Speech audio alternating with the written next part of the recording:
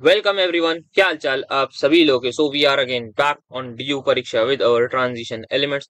तो काफी ज्यादा इसकी डिमांड आ रही थी, तो अभी बहुत जल्दी जल्दी इसको रिकॉर्ड करा। क्वालिटी वाइज कोई कॉम्प्रोमाइज एज सच नहीं रहा है, जितना अपना क्वालिटी कंटेंट रहता था उतना ही यहाँ पर भी एक कोशिश रही थी, तो उसी के अकॉर्डिंग करा है चीजों को। जो जैसे लेटिमर डायग्राम वगैरह इंपॉर्टेंट चीज थी उनको करा है। तो आई होप आप सभी लोग अपना जो टेस्ट आ रहा है वो बहुत अच्छे से देकर आएंगे। काफी लोगों का आ रहा है, काफी बच्चों का मैसेज आया था, तो उन्होंने ही करवा के भाई बस बना दो किस तरीके से।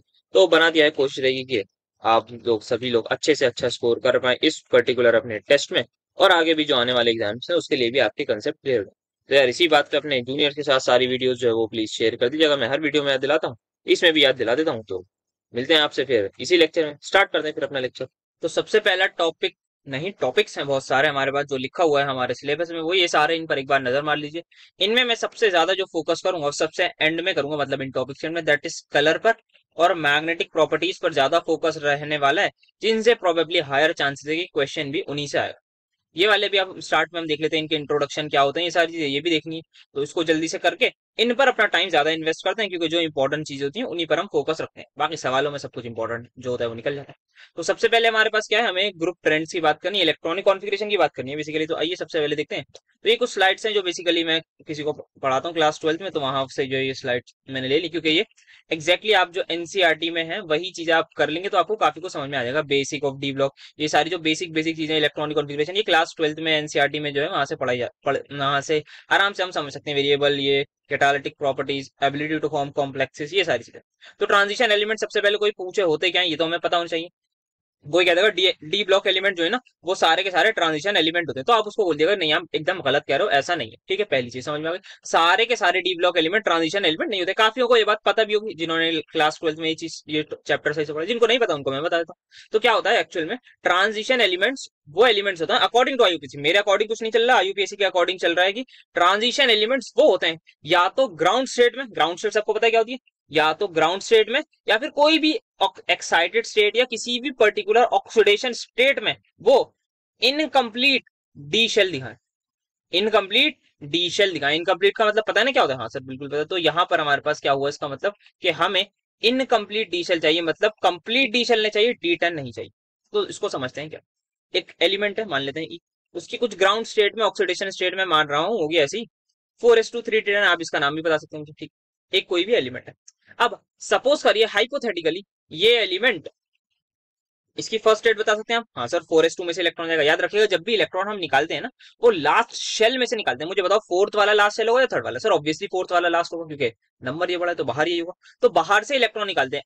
हम जब फिलिंग करते हैं वो किसके अकॉर्डिंग करते हैं? आउवाउ प्रिंसिपल n+l रूल के अकॉर्डिंग। तभी मैंने 4s2 को पहले फिल करा है, बाद में हम 3d10 की तरफ जाते हैं, ये सबको पता होगी ये बात। और जो हम जब लूज करते हैं तो किसके अकॉर्डिंग? जो बाहर है उसको पहले धक्का मार के निकालो। ऑब्वियस सी बात है, जो बाहर होगा वो न्यूक्लियस से दूर होगा। न्यूक्लियस से दूर होगा तो उसको इजीली निकाल सकते हैं सबसे, एज कम्पेयर टू अदर जो अंदर होंगे। लॉजिकल चीज है, आयनाइजेशन एनर्जी का कंसेप्ट, पीरियोडिसिटी, सब कुछ पता है किस सर। तो ये एक एलिमेंट है, अगर ये 3d10 एग्जिस्ट करता है इन ग्राउंड स्टेट, और कोई एक्साइटेड स्टेट मान लेते हैं इसकी है +2, तो उसमें क्या करेगा? 3d10 ही शो करेगा उसमें, क्योंकि बाहर के ये दोनों निकाल दिए। और इसके अलावा ये कुछ शो ही नहीं कर रहा है, इसके अलावा ये कोई सी भी स्टेट शो नहीं कर रहा है। दैट मीन्स ये इंसान कभी भी इनकम्प्लीट डी सबशेल नहीं दिखा रहा। क्या मैं ये बात बोल सकता हूँ? हाँ सर, हमेशा इसका डी कंप्लीट है। अगर इसका डी हमेशा कंप्लीट है तो ये ट्रांजिशन एलिमेंट नहीं होगा। हमें ऐसे लोग चाहिए जो कभी ना कभी जिंदगी में किसी मोड़ पर D10 ना शो करे, D9 करें, D8 करें, या एंड सो ऑन कुछ भी करें, पर किसी ना किसी एक मोड़ ऐसा आना चाहिए उनकी जिंदगी में, ऐसी ऐसी एक ऑक्सीडेशन स्टेट या ग्राउंड स्टेट में भी वो ऐसा एक पॉइंट आना चाहिए जहां पर वो इनकम्प्लीट डी शेल शो कर रहे हो। जैसे ये मैंने जो एग्जांपल लिया, बहुत प्यारा एग्जांपल हमारे जिंक साहब का है। तो जिंक एक ऐसा एलिमेंट है जो सिर्फ और सिर्फ 3d10 शो करता है हमेशा, और उसकी वैसे भी दो ऑक्सीडेशन स्टेट्स होती हैं। वन इसकी आपका ग्राउंड स्टेट पे जो 0 होती है, and then 2+, basically more precisely एक ही ऑक्सीडेशन स्टेट होती है, दैट इज +2। तो +2 शो करता है जिंक, तो हमेशा वो 3d10 रहते हैं। सिमिलरली कैडमियम, मरकरी, ये तीनों भाई ऐसे हैं जो हमेशा D10 शो करते हैं, उसके अलावा कुछ शो नहीं करते। करते हैं तो अपना करस्पॉन्डिंग जो भी एस सबशेल है उसमें दोनों इलेक्ट्रॉन फिल्ड होते हैं। तो एक ही ऑक्सीडेशन स्टेट है +2, या फिर ग्राउंड स्टेट में 0 में पाए जाते हैं। बाकी जैसे आप कॉपर का ले लीजिए, कॉपर को सबको पता है एक्सेप्शनल कॉन्फ़िगरेशन होती है इसकी, 4s1 3d10 है। 3d10 है तो उसका मतलब सर ये तो कंप्लीट हुआ, हाँ बिल्कुल हुआ, बट ये क्या है अभी ग्राउंड स्टेट है। क्या कॉपर 1+ होता है? हाँ सर बिल्कुल होता है। 3D10 सर फिर आ गया, मतलब बात खराब हो गई। क्या आपने कॉपर 2+ देखा है? हाँ सर मैंने कॉपर सल्फेट देखा है। कॉपर सल्फेट में कॉपर 2+ है। इसका मतलब कॉपर किसी एक पर्टिकुलर ग्राउंड स्टेट में किसी जिंदगी के एक मोड़ पर इनकम्प्लीट डी शेल दिखा रहा है। सर बात आपने बिल्कुल सही बोली। अगर ऐसा है तो उसका मतलब क्या हुआ सर? उसका मतलब ये हुआ कि कॉपर किसी ना किसी मोड़ पर इनकम्प्लीट डी सब शेल दिखा रहा है। इसका मतलब वो एक ट्रांजिशन एलिमेंट है। समझ आया? बोलिए ये सर बिल्कुल बहुत अच्छे से समझ में आ गया। आई होप आप सभी को कोई भी डाउट नहीं होगा। जैसे क्रोमियम का लिखा हुआ है 4s13d5, इसकी भी एक्सेप्शनल कॉन्फ़िगरेशन होती है। सर ये तो ग्राउंड स्टेट में इनकम्प्लीट दिखा रहा है, तो इसकी हम ऑक्सीडेशन स्टेट की बात ही नहीं करेंगे, तो ये पक्का ट्रांजिशन एलिमेंट है। तो मैंने आपको बता दिया कौन ट्रांजिशन एलिमेंट नहीं है, ये तीनों लोग नहीं है, पर ये डी ब्लॉक के एलिमेंट है, क्योंकि उसमें प्रेजेंट होते हैं ना पीरियोडिक टेबल में डी ब्लॉक में। तो they R D block elements but not transition element. तो ट्रांजिशन एलिमेंट सबसे पहले हमने देख लिया। आप जल्दी से आगे चलते हैं इनकी जनरल इलेक्ट्रॉनिक कॉन्फ़िगरेशन पे। तो जनरल इलेक्ट्रॉनिक कॉन्फ़िगरेशन में आप सबसे पहले यहाँ पे कोई भी नियरेस्ट नोबल गैस लिख देते हैं। आपको पता है ना, हम जब कॉन्फ़िगरेशन लिखते हैं तो सबसे पहले नोबल गैस लिख देते हैं। जैसे मैं बात करूं ही नी आर्गन लिख दूंगा मैं। अगर मैं स्कैंडियम की इलेक्ट्रॉनिक कॉन्फ़िगरेशन लिख रहा हूं तो स्कैंडियम का एटॉमिक नंबर इज 21। तो 18 यहाँ तक फिल हो जाते हैं। आर्गन का एटॉमिक नंबर 18 होता है। उससे पहले तक हम कहते हैं कि हाँ चलो आर्गन लिख दिया, तो उसका मतलब हमने 18 इलेक्ट्रॉन फिल कर दिया। फिर उसके बाद हम 4s2 लिखेंगे। फिर हम 3D पर लिखेंगे। सर 4s2 पहले क्यों लिखा? क्योंकि मैंने इलेक्ट्रॉन फिल करे। बाकी ऑर्डर हम लिखने में कुछ भी कर सकते हैं, बना ये पता होना चाहिए पहले इलेक्ट्रॉन 3D से पहले 4s में है, because of the above principle जो कहता है कि n+l की वैल्यू जहां कम वहां पर इलेक्ट्रॉन भरो। सर कैसे n+l कम है बेटा? देख लो n कितना है 4, l कितना है सर? इसमें 0 है। s ऑर्बिटल का 0 होता है या s का, तो 4+0, इसमें n+l आ गया 4। इसमें बात करूं मैं, n कितना है 3, l कितना है सर 2, d का 2 था, तो n+l आ गया 5। तो एनर्जी 3D की ज्यादा हो गया एज कम्पेयर टू 4s, तो मैं बाद में भरूंगा। तो भरने में एनर्जी, निकालने में हम कौन अंदर है कौन बाहर है उसके अकॉर्डिंग देखते हैं। आई होप ये बात आपको बेसिक सी चीज समझ में आई होगी। अब अगर मैं जनरल इलेक्ट्रॉनिक कॉन्फ़िगरेशन की बात करूं तो आपको कुछ ऐसा देखने को मिलेगा। जैसे यहाँ पर इसी से कंपेयर कर लीजिए। आर्गन की इसकी लिख रखी है मैंने स्कैंडियम की, यहाँ लिख देता हूँ। तो यहाँ पर क्या है NS012। तो या तो 4s जैसे यहाँ पर लिखा है, तो कोई ऑर्बिटल ऐसा पॉसिबल है जिसमें 4s1 शो करे? हाँ सर कॉपर हो गया, आपका क्रोमोम हो गया, हमें क्रोमियम हो गया, हमें बचपन से ये बात होता है। बिल्कुल बहुत बढ़िया। कुछ ऐसे लोग भी मिलेंगे जो 4s0 नहीं बल्कि 5s0 या 6s0 शो करेंगे, वो नीचे वाले लोग होते हैं। तो NS0 बेसिकली जैसे यहाँ पर लिखा हुआ है एक ऐसा एलिमेंट जिसका नाम है पैलेडियम। यह हमेशा हमेशा या एक ही एलिमेंट है, सॉरी हमेशा क्या करूं, इसकी जो कॉन्फ़िगरेशन है उसमें आपको NS0 दिखेगा, जो हम आगे एक्जैक्टली भी देख लेंगे। तो एक लौता ऐसा एलिमेंट है जहां पर S में कोई इलेक्ट्रॉन नहीं होता, सारे D में होते हैं। बाकी एक्सेप्शन है, बहुत ज्यादा इतना डिटेल में नहीं जाना, मैं सिर्फ समझा रहा हूँ। इलेक्ट्रॉनिक कॉन्फ़िगरेशन का एक आइडिया दे रहा हूँ। बाकी इलेक्ट्रॉनिक कॉन्फ़िगरेशन अगर आई तो शायद आई थिंक सवाल आते हैं इसके भी कुछ कुछ मैंने देखे हैं। वो आपसे ऑक्सीडेशन स्टेट के पूछेंगे, ऐसे नहीं पूछेंगे कि आप क्रोमियम की लिख दो, कॉपर की लिख दो। वो क्रोमियम 3+ की लिखाएंगे। तो उसमें ध्यान रखना है भाई, S से निकालना सबसे पहले इलेक्ट्रॉन। सीक्वेंस कैसे चलेगा? S से चलेगा। बाकी जब सवाल वाली वीडियो करेंगे तो वहां पर और डिटेल में बात करेंगे। पर मैंने आपको आइडिया दिया कि आप जब भी इलेक्ट्रॉन निकालो याद से लास्ट शेल में से निकालना, जो भी लास्ट शेल या लास्ट सब शेल हो। नंबर पता है ना 4s मतलब लास्ट, हाँ सर उससे, ठीक है।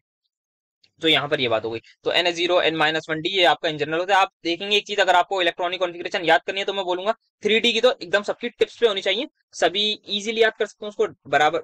वो दैट इज 21 से 30 तक आपको ये तो रटे हुए होने चाहिए एकदम।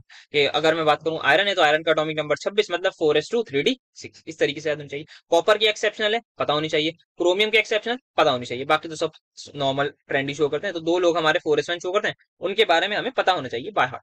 फिर जो भी वो इलेक्ट्रॉनिक कॉन्फ़िगरेशन अगर वो हमें किसी भी ऑक्सीडेशन स्टेट में बोल देंगे तो हम इजीली निकाल सकते हैं। 4D सीरीज के बारे में मैं आपको एक चीज बता दूं, 4D3 आपको यहाँ पर नहीं मिलेगा। जैसे आपको यहाँ पर आप मैं देखूं आपको 4D4 नाम का कोई, सॉरी 3D4 नाम का कोई भी चीज नहीं मिलेगी।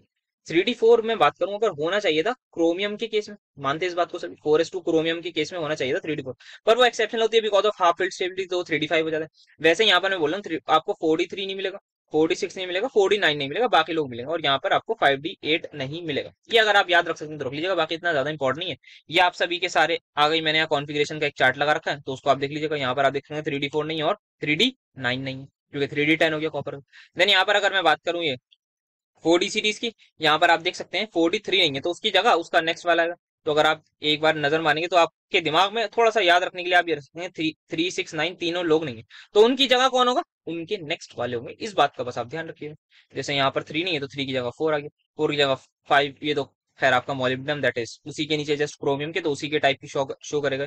तो 4D5 रिपीट हो रहा है और 4D10 आपके यहाँ पर रिपीट हो रहे हैं। ठीक है जी, ठीक है सर। और देन 5D में देख लेते हैं यहाँ पर। तो 5D में याद रखना है, यहाँ ये आई थिंक एक्सेप्शन नहीं है। हाँ, ये एक्सेप्शन नहीं है, इसका बस हमें ध्यान रखना है। टंगस्टन वाले केस में वो जो भी रीजन होगा वो बहुत ज्यादा कॉम्प्लिकेशन है। 4F वाले लोग आ गए यहाँ पर, थोड़ी कॉम्प्लिकेशंस बढ़ जाती हैं। शील्डिंग वील्डिंग बहुत सारे इसमें जो है रीजंस होते हैं जिसमें हमें इलेक्ट्रॉनिक कॉन्फ़िगरेशन की बात करनी होती है, तो उसके बारे में अभी हम बात नहीं करेंगे, ठीक है। तो ये आपकी इन जनरल इलेक्ट्रॉनिक कॉन्फ़िगरेशन हो गई। बाकी जो जरूरत होगी तो हम वो सवाल वाली वीडियो में देखेंगे। नेक्स्ट आता है हमारे पास एटॉमिक साइज के बारे में। तो एटॉमिक साइज 3D वाले का आपको थोड़ा इंपॉर्टेंट रहता है याद रखना। तो वो उस तरीके से आपकी ग्राफ है एनसीईआरटी में, इसको भी आप देख लीजिए। और बाकी यहाँ पर लिखा हुआ है कुछ चीजें वो देख लीजिए। तो जनरली अक्रॉस अ पीरियड हमें पता है डिक्रीज होना चाहिए साइज, जो होता भी है। स्कैंडियम से, टाइटेनियम से, वेनेडियम से, क्रोमियम तक ट्रेंड आपको मिलेगा कि साइज आपका डिक्रीज है। पर ये एक इंपॉर्टेंट चीज है, आपके आयरन, कोबाल्ट और निकल का साइज लगभग बराबर रहता है, फिर कॉपर का बढ़ जाता है, फिर जिंक का बढ़ जाता है। ऐसा क्यों हो रहा है, इसके बारे में अगर मैं आपसे थोड़ी बात करना चाहूँ तो क्या करूंगा, तो जो आप बताएंगे वही करूंगा। तो सो द पॉइंट इज, आप देखिए स्कैंडियम में 3D1, टाइटेनियम D2, क्या ऐसा ही चलता जा रहा है हिसाब? सर बात तो सही है आपकी। लास्ट में D10 पे रुक गया मैं जिंक पे, फिर यहाँ पे कॉपर में भी D10 है बेसिकली, निकल में आपका D8 है। सभी लोग इस बात को मानते हैं, हाँ। तो क्या कर रहा हूँ मैं? सर आप डी में इलेक्ट्रॉन्स फिल कर रहे हैं, बिल्कुल सही। जिस बच्चे ने भी बात बोली, हाँ बिल्कुल आप सही कह रहे हैं कि मैं यहाँ पर सिंपली डी में इलेक्ट्रॉन्स भर रहा हूँ। अब उससे होगा क्या? अब डी क्या है? सर लास्ट में आपका 4s2 तो या 4s1 जो होगा। अब 3D में आप कभी 3D1 कर रहे हो, कभी 3D2 कर रहे हो, एंड सो ऑन आप करते जा रहे हो। इस बात से सभी लोग एग्री करते हैं, 1 2 3 4 5 6। तो मैं सक्सेसिवली क्या डी में इलेक्ट्रॉन्स बढ़ाया जा रहा हूँ, बिल्कुल सही बात है। अब डी में इलेक्ट्रॉन्स बढ़ाने से होगा क्या? तो आपको याद होगा पीरियोडिसिटी जब मैंने सेमेस्टर 1 में पढ़ा रहा था, पीवाईक्यू वाली वीडियोस में बेसिकली, तो वहां पर शील्डिंग इफेक्ट की बात करी थी। स्लेटर रूल से प्रॉपर सिग्मा जेड इफेक्टिव सब निकल पाया था। अगर नहीं पढ़ा हो तो आपने वैसे भी कहीं ना कहीं से तो पढ़ा ही होगा, एग्जाम देके आए थे आप लोग, तो आपने पढ़ा होगा। तो वो क्या बोलते हैं कि भाई डी जो ऑर्बिटल्स हैं उनकी बहुत पुअर शील्डिंग होती है। क्या ये बात सभी लोग मानते हैं? तो जैसे जैसे मैं डी ऑर्बिटल्स में इलेक्ट्रॉन बढ़ाया जा रहा हूँ वैसे वैसे इनकी पुअर शील्डिंग। सर ये शील्डिंग क्या है? शील्डिंग को मैं डिनोट कर रहा हूँ सिग्मा से, दैट इज शील्डिंग कांस्टेंट से। तो सिग्मा इज बेसिकली, या इज सिंपली आप बोलिए इलेक्ट्रॉन इलेक्ट्रॉन का रिपल्जन। ये अंदर वाले, ये आउटर वाले को रिपेल कर रहे हैं, ठीक है। अंदर वाले इलेक्ट्रॉन आउटर वालों को रिपेल कर रहे हैं, दिस इज माई सिग्मा। अब सोच के बताइए, एक इंसान अंदर खड़ा हुआ है यहाँ, एक इंसान बाहर खड़ा हुआ है। अगर ये इंसान पीछे वाले को धक्का दे रहा है तो ये और पीछे जाने की कोशिश करेगा, हाँ। तो ओवरऑल साइज क्या हो सकता है? सर ओवरऑल साइज बढ़ने की प्रोबेबिलिटी है, ठीक है, अगर ये धक्का ज्यादा दे रहा है। अगर ये धक्का ज्यादा दे रहा है, अगर ये रिपल्जन क्रिएट कर रहा है, तो कहीं ना कहीं ये कहेगा यार भाई अपने शेल से थोड़ा सा पीछे हो जाता है, तो साइज ओवरऑल बढ़ जाता है। ये कंसेप्ट हमने सीखा था और इसी से हमने एटॉमिक साइज वगैरह सारी बात करी थी। बट डी इलेक्ट्रॉन्स के केस में क्या होता है? जैसे जैसे मैं डी में इलेक्ट्रॉन भरता जा रहा हूँ, इनके डिफ्यूज शेप या मल्टीपल रीजंस की वजह से, कॉम्प्लेक्स रीजंस की वजह से, हम ये बोलते हैं जो डी इलेक्ट्रॉन्स है या डी ऑर्बिटल्स हैं, इस इनका जो सिग्मा होता है वो पुअर होता है। सर सिग्मा पुअर होने का मतलब सिंपली है इलेक्ट्रॉन इलेक्ट्रॉन रिपल्जन पुअर होगी। अगर ये इलेक्ट्रॉन इस इलेक्ट्रॉन को ज्यादा रिपेल नहीं करेगा, बेकार तरीके से रिपेल करेगा, तो क्या होगा? तो सर ये पीछे नहीं जाएगा। पीछे का मतलब क्या है? सर मतलब इसका साइज बड़ा नहीं होगा। क्या आप लोग इस बात से एग्री करते हैं? सर बिल्कुल करते हैं। अगर इसका साइज बड़ा नहीं होगा तो या तो उतना ही रहेगा या छोटा हो जाएगा, यही तो केस है। अगर बड़ा नहीं हो रहा तो या तो उतना रहेगा या छोटा हो जाएगा, हाँ सर बिल्कुल। तो इसका मतलब अगर साइज बढ़ना चाहिए था जितना, वो बड़ा नहीं, या ओवरऑल कॉन्ट्रैक्शन की तरफ आ गया।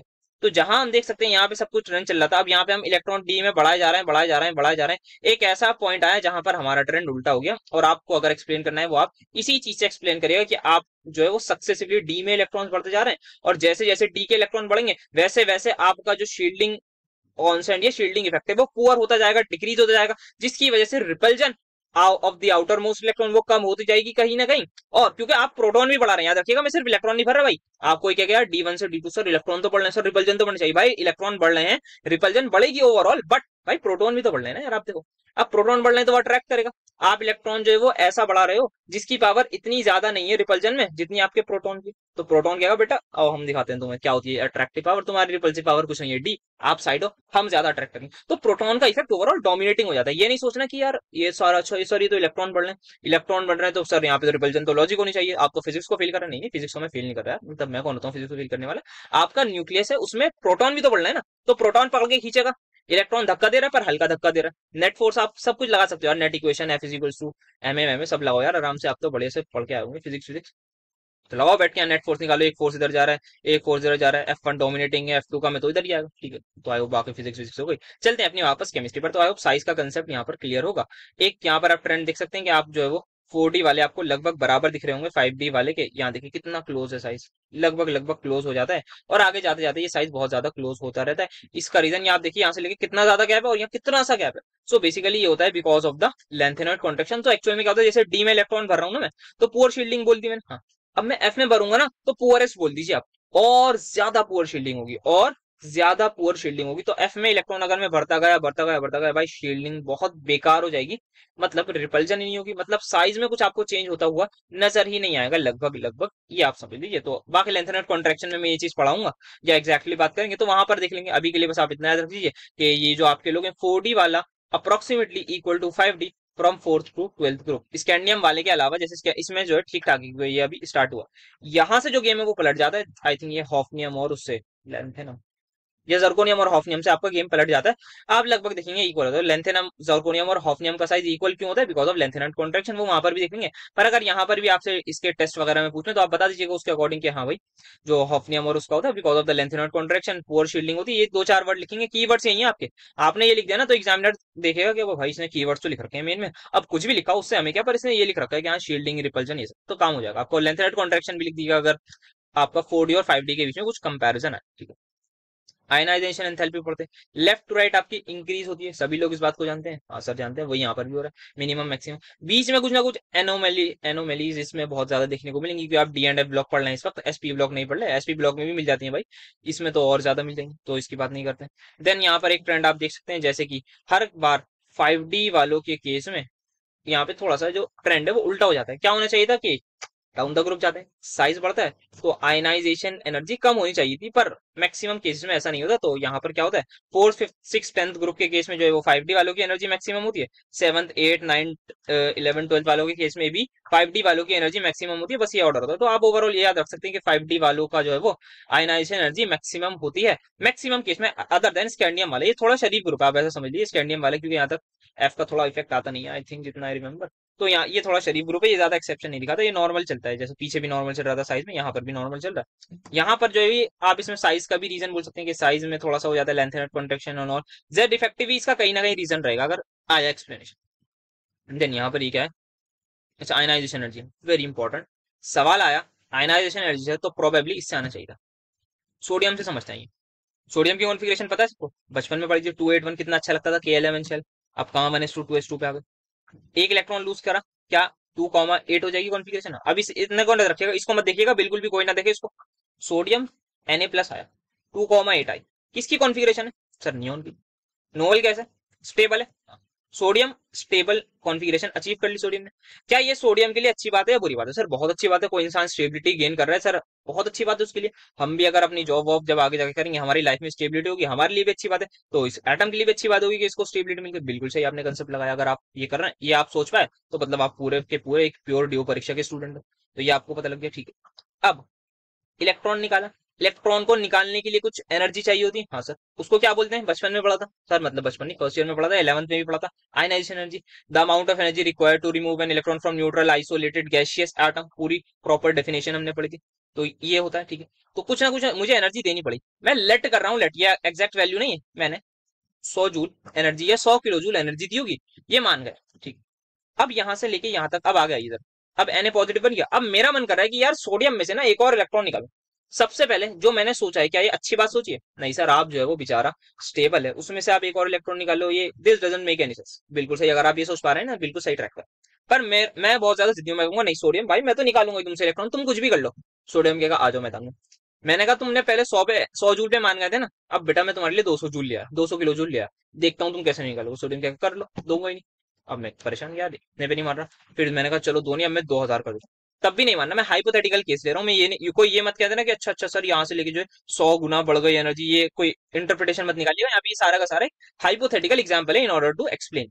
तो 100 से 1,000 यहाँ पे जो लिखा हुआ है ना, उसका मतलब ये नहीं कि 1,000 टाइम्स या 100 टाइम्स बढ़ गई, ये मत सोचिएगा, मैं आपको समझाने की कोशिश कर। तो मैंने कहा मैं 2,000 कर दूंगा, 2,000 पे नहीं माना, मैंने कहा 5,000 कर दूंगा, 5,000 पे नहीं माना, फिर मैं 10,000 तक लिख गया। मतलब मैंने क्या करा, ओवरऑल मैंने क्या करा, मुझे बहुत ज्यादा एनर्जी देनी पड़ी in order to remove that electron जो स्टेबल कॉन्फ़िगरेशन में पार्टिसिपेट कर रहा था, जिसकी वजह से इलेक्ट्रॉन ये जो 2,8 थे, अब मुझे इस स्टेबल इंसान में से अगर इलेक्ट्रॉन निकालना है तो मतलब मैं अनस्टेबल कर रहा हूं। और अगर कभी भी आप किसी की जिंदगी में परेशानी डालोगे, मतलब अनस्टेबिलिटी क्रिएट करोगे, तो वो चाहेगा नहीं ना, तो वो इलेक्ट्रॉन छोड़ना नहीं चाहेगा, पर मैं जबरदस्ती करता गया तो मुझे बहुत ज्यादा आयनाइजेशन एनर्जी देनी पड़ेगी। So the question might come इस टाइप से आता है, ये 11th 12th के लेवल पर भी आता है और आपके भी, कि भाई एक कोई आपको आयनाइजेशन एनर्जी दे देंगे, बोल देंगे second ionisation energy is this, but जो फोर्थ है वो बहुत ज्यादा हाई है, ऐसा दे देंगे।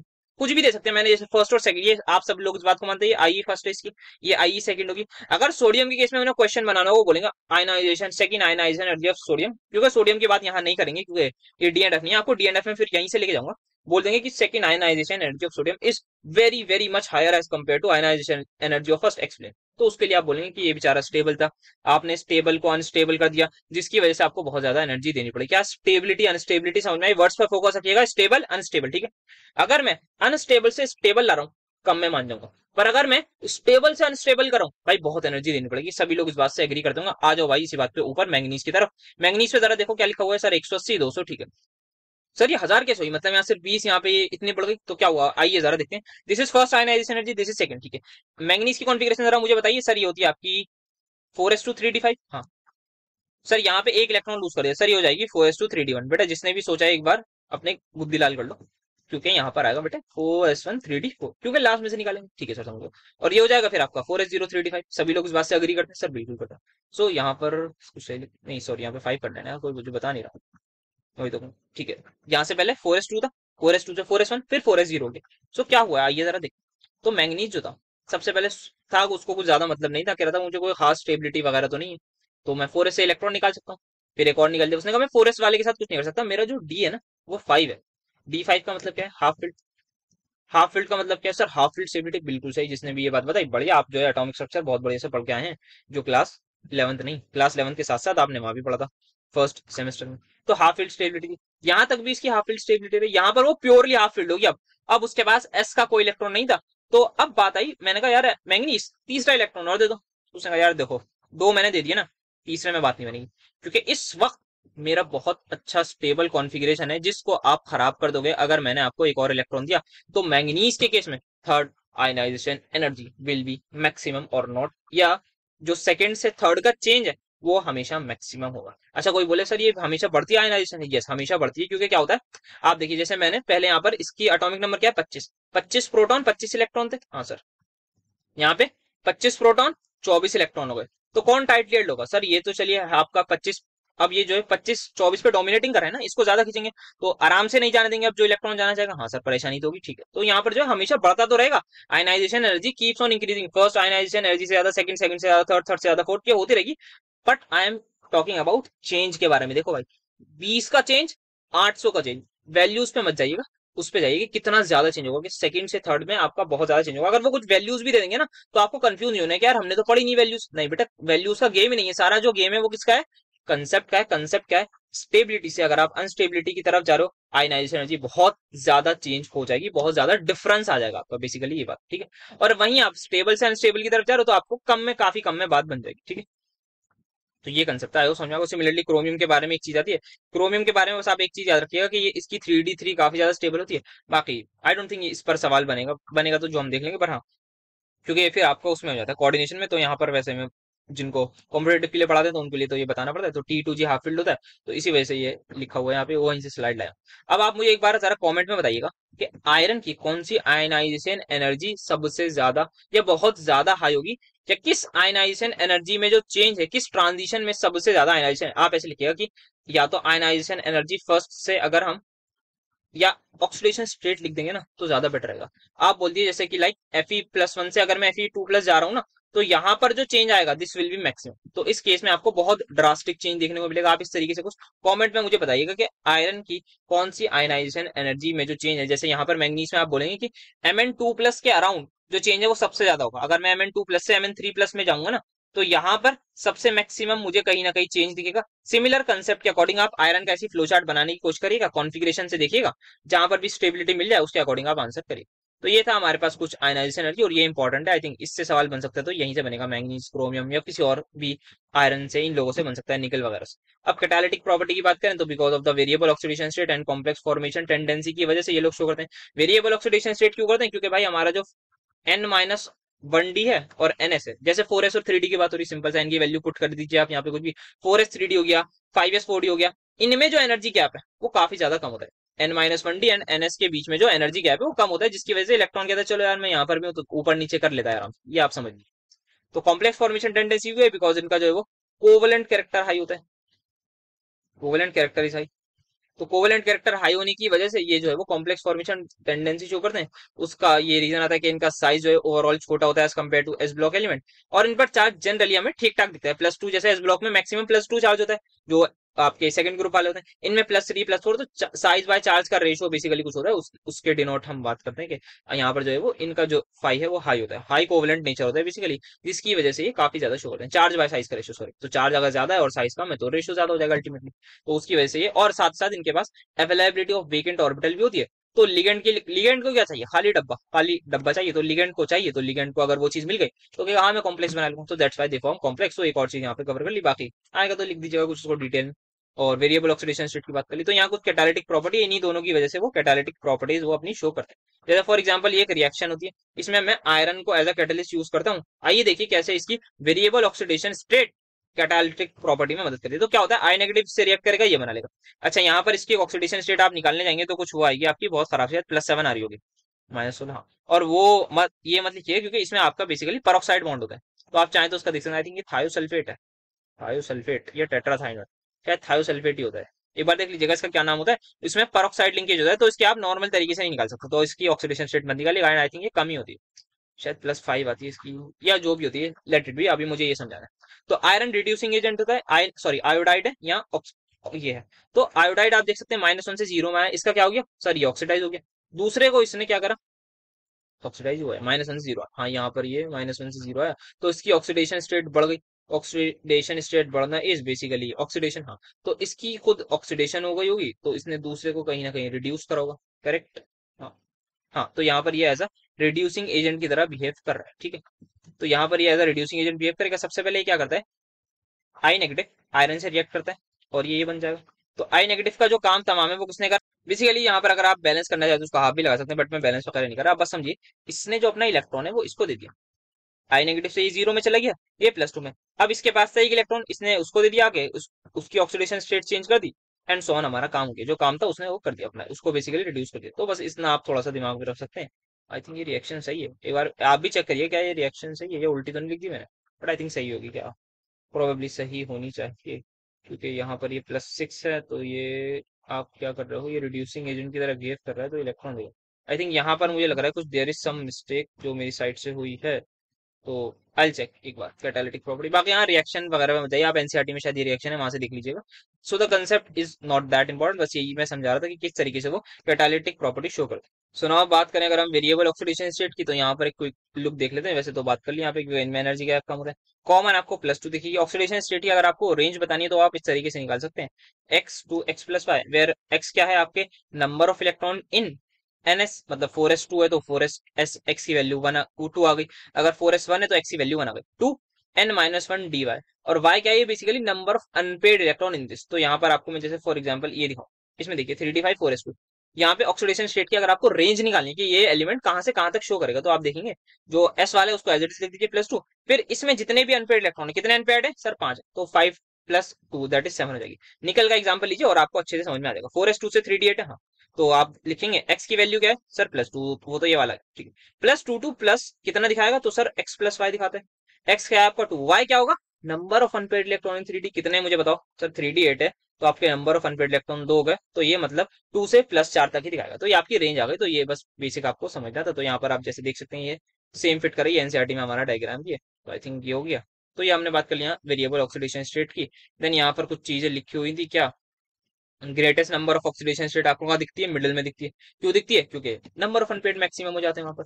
देन आप देखेंगे स्टार्टिंग में आपके पास जो है वो इलेक्ट्रॉन ही कम होते हैं, तो अगर इलेक्ट्रॉन कम होंगे तो क्या होगा, तो सर ऑक्सीडेशन स्टेट कहां से दिखाएगा स्टार्टिंग में। एंड में क्या होता है, आपके पास अनपेड कम होते हैं, स्टार्टिंग में इलेक्ट्रॉन की कमी है, एंड में सर अनपेड वालों की कमी, क्योंकि पेयरिंग होने लगती है। तो इसी वजह से ये बोलते हैं कि भाई स्टार्टिंग में जो है वो मिडिल में आपकी इलेक्ट्रॉनिक कॉन्फिगरेशन या आपकी ऑक्सीडेशन स्टेट मैक्सिमम होती है, दैट इज मैंगनीज की केस में +2 टू +7। आप उसके आगे जाने लगोगे तो वो डिक्रीज होने लगेगी, क्योंकि पेयरिंग स्टार्ट हो जाती है। ये यहाँ पर इस एनसीईआरटी में लिखा हुआ है। तो ये था हमारे पास कुछ छोटे मोटे टॉपिक, तो ये बेसिकली हमारे हो गए। तो अब हमें जो स्टार्ट करने हैं वो बेसिकली अपने मेजर वाले पार्ट पे आना है, that is colour and magnetic property. Colour के बारे में ज्यादा इसमें बात करेंगे क्योंकि मैग्नेटिक प्रॉपर्टी इनकी सिंपल होती है, तो वो लेंथ और रेक्टोमेट में वहाँ मैग्नेटिक प्रॉपर्टी पर फोकस रहेगा ज्यादा, यहाँ पर थोड़ा कलर पर फोकस रहेगा। फिर आपका वो लैटिमा डायग्राम वगैरह आ जाएगा, तो उनको करते हुए अपना जो है वो सारा का सारा काम एंड हो जाएगा लगभग लगभग। फिर क्रॉस डायग्राम थोड़ा सा बचेगा, वो आज तक नहीं आया शायद उस पर सवाल, पर देख लेंगे उसको भी एक बार, थोड़ा सा उसका आइडिया जान लेंगे। Latimer diagram is very important, colour is very important, magnetic properties also. तो अब जो दो तीन टॉपिक आ रहे हैं एकदम फोकस के साथ, बिल्कुल हाईली फोकस्ड मैं चाहता हूँ सभी लोग हों, और फिर उस चीज को देखिएगा। अगर आप कुछ जाना है पानी वानी पीने, भाई जाके अभी आराम से पी लीजिए, और फिर एकदम फोकस के साथ आइएगा। जब अगर आपको नींद आ रही है तो अभी आप सो जाइए, फिर उठ के देखिएगा, ताकि आप एक ही बारी में समझ लें। मुश्किल नहीं है और इंपॉर्टेंट है, इसी वजह से मैं चाह रहा हूँ आपकी थोड़ी ज्यादा अटेंशन रहे उन पर्टिकुलर टॉपिक्स में, ताकि आप आराम से एक ही बार में समझ जाएं और बढ़िया स्कोर कर पाए। So let's have a look on the colour. और आई थिंक ये थोड़ी बहुत हमने एस ब्लॉक में भी कहीं ना कहीं उनके फ्लेम टेस्ट के बारे में जब कर रहे थे तब बात करी थी। यहाँ पर देखते हैं क्या होता है। तो डी ब्लॉक एलिमेंट्स कलर कब शो करते हैं, तो मैक्सिमम लोगों को पता होगा कहीं ना कहीं कोऑर्डिनेशन से रिलेटेड हो जाता है। तो डी ब्लॉक का अगर कोई भी आयन ऐसे ही रखा हुआ है खाली, तो वो कलर शो नहीं करेगा अनटिल अनलेस वो किसी कंपाउंड के साथ या उसके आसपास कोई लिगेंड हो, जिससे आपको याद होगा थोड़ा सा कि वो T2G EG में एनर्जी लेवल्स कन्वर्ट हो जाते हैं। तो उसका कंसेप्ट थोड़ा सा मैं बता देता हूँ। तो क्या होता है यहाँ पर, कोई भी इलेक्ट्रॉन है इस यहाँ इस एनर्जी लेवल पर है, उसको मैं कुछ एनर्जी दूंगा, ऊपर बहुत सारे हायर एनर्जी लेवल्स होंगे डिफरेंट डिफरेंट, वो शेल भी हो सकते हैं, सब शेल भी हो सकते हैं। एनर्जी लेवल बेसिकली शेल या सब शेल।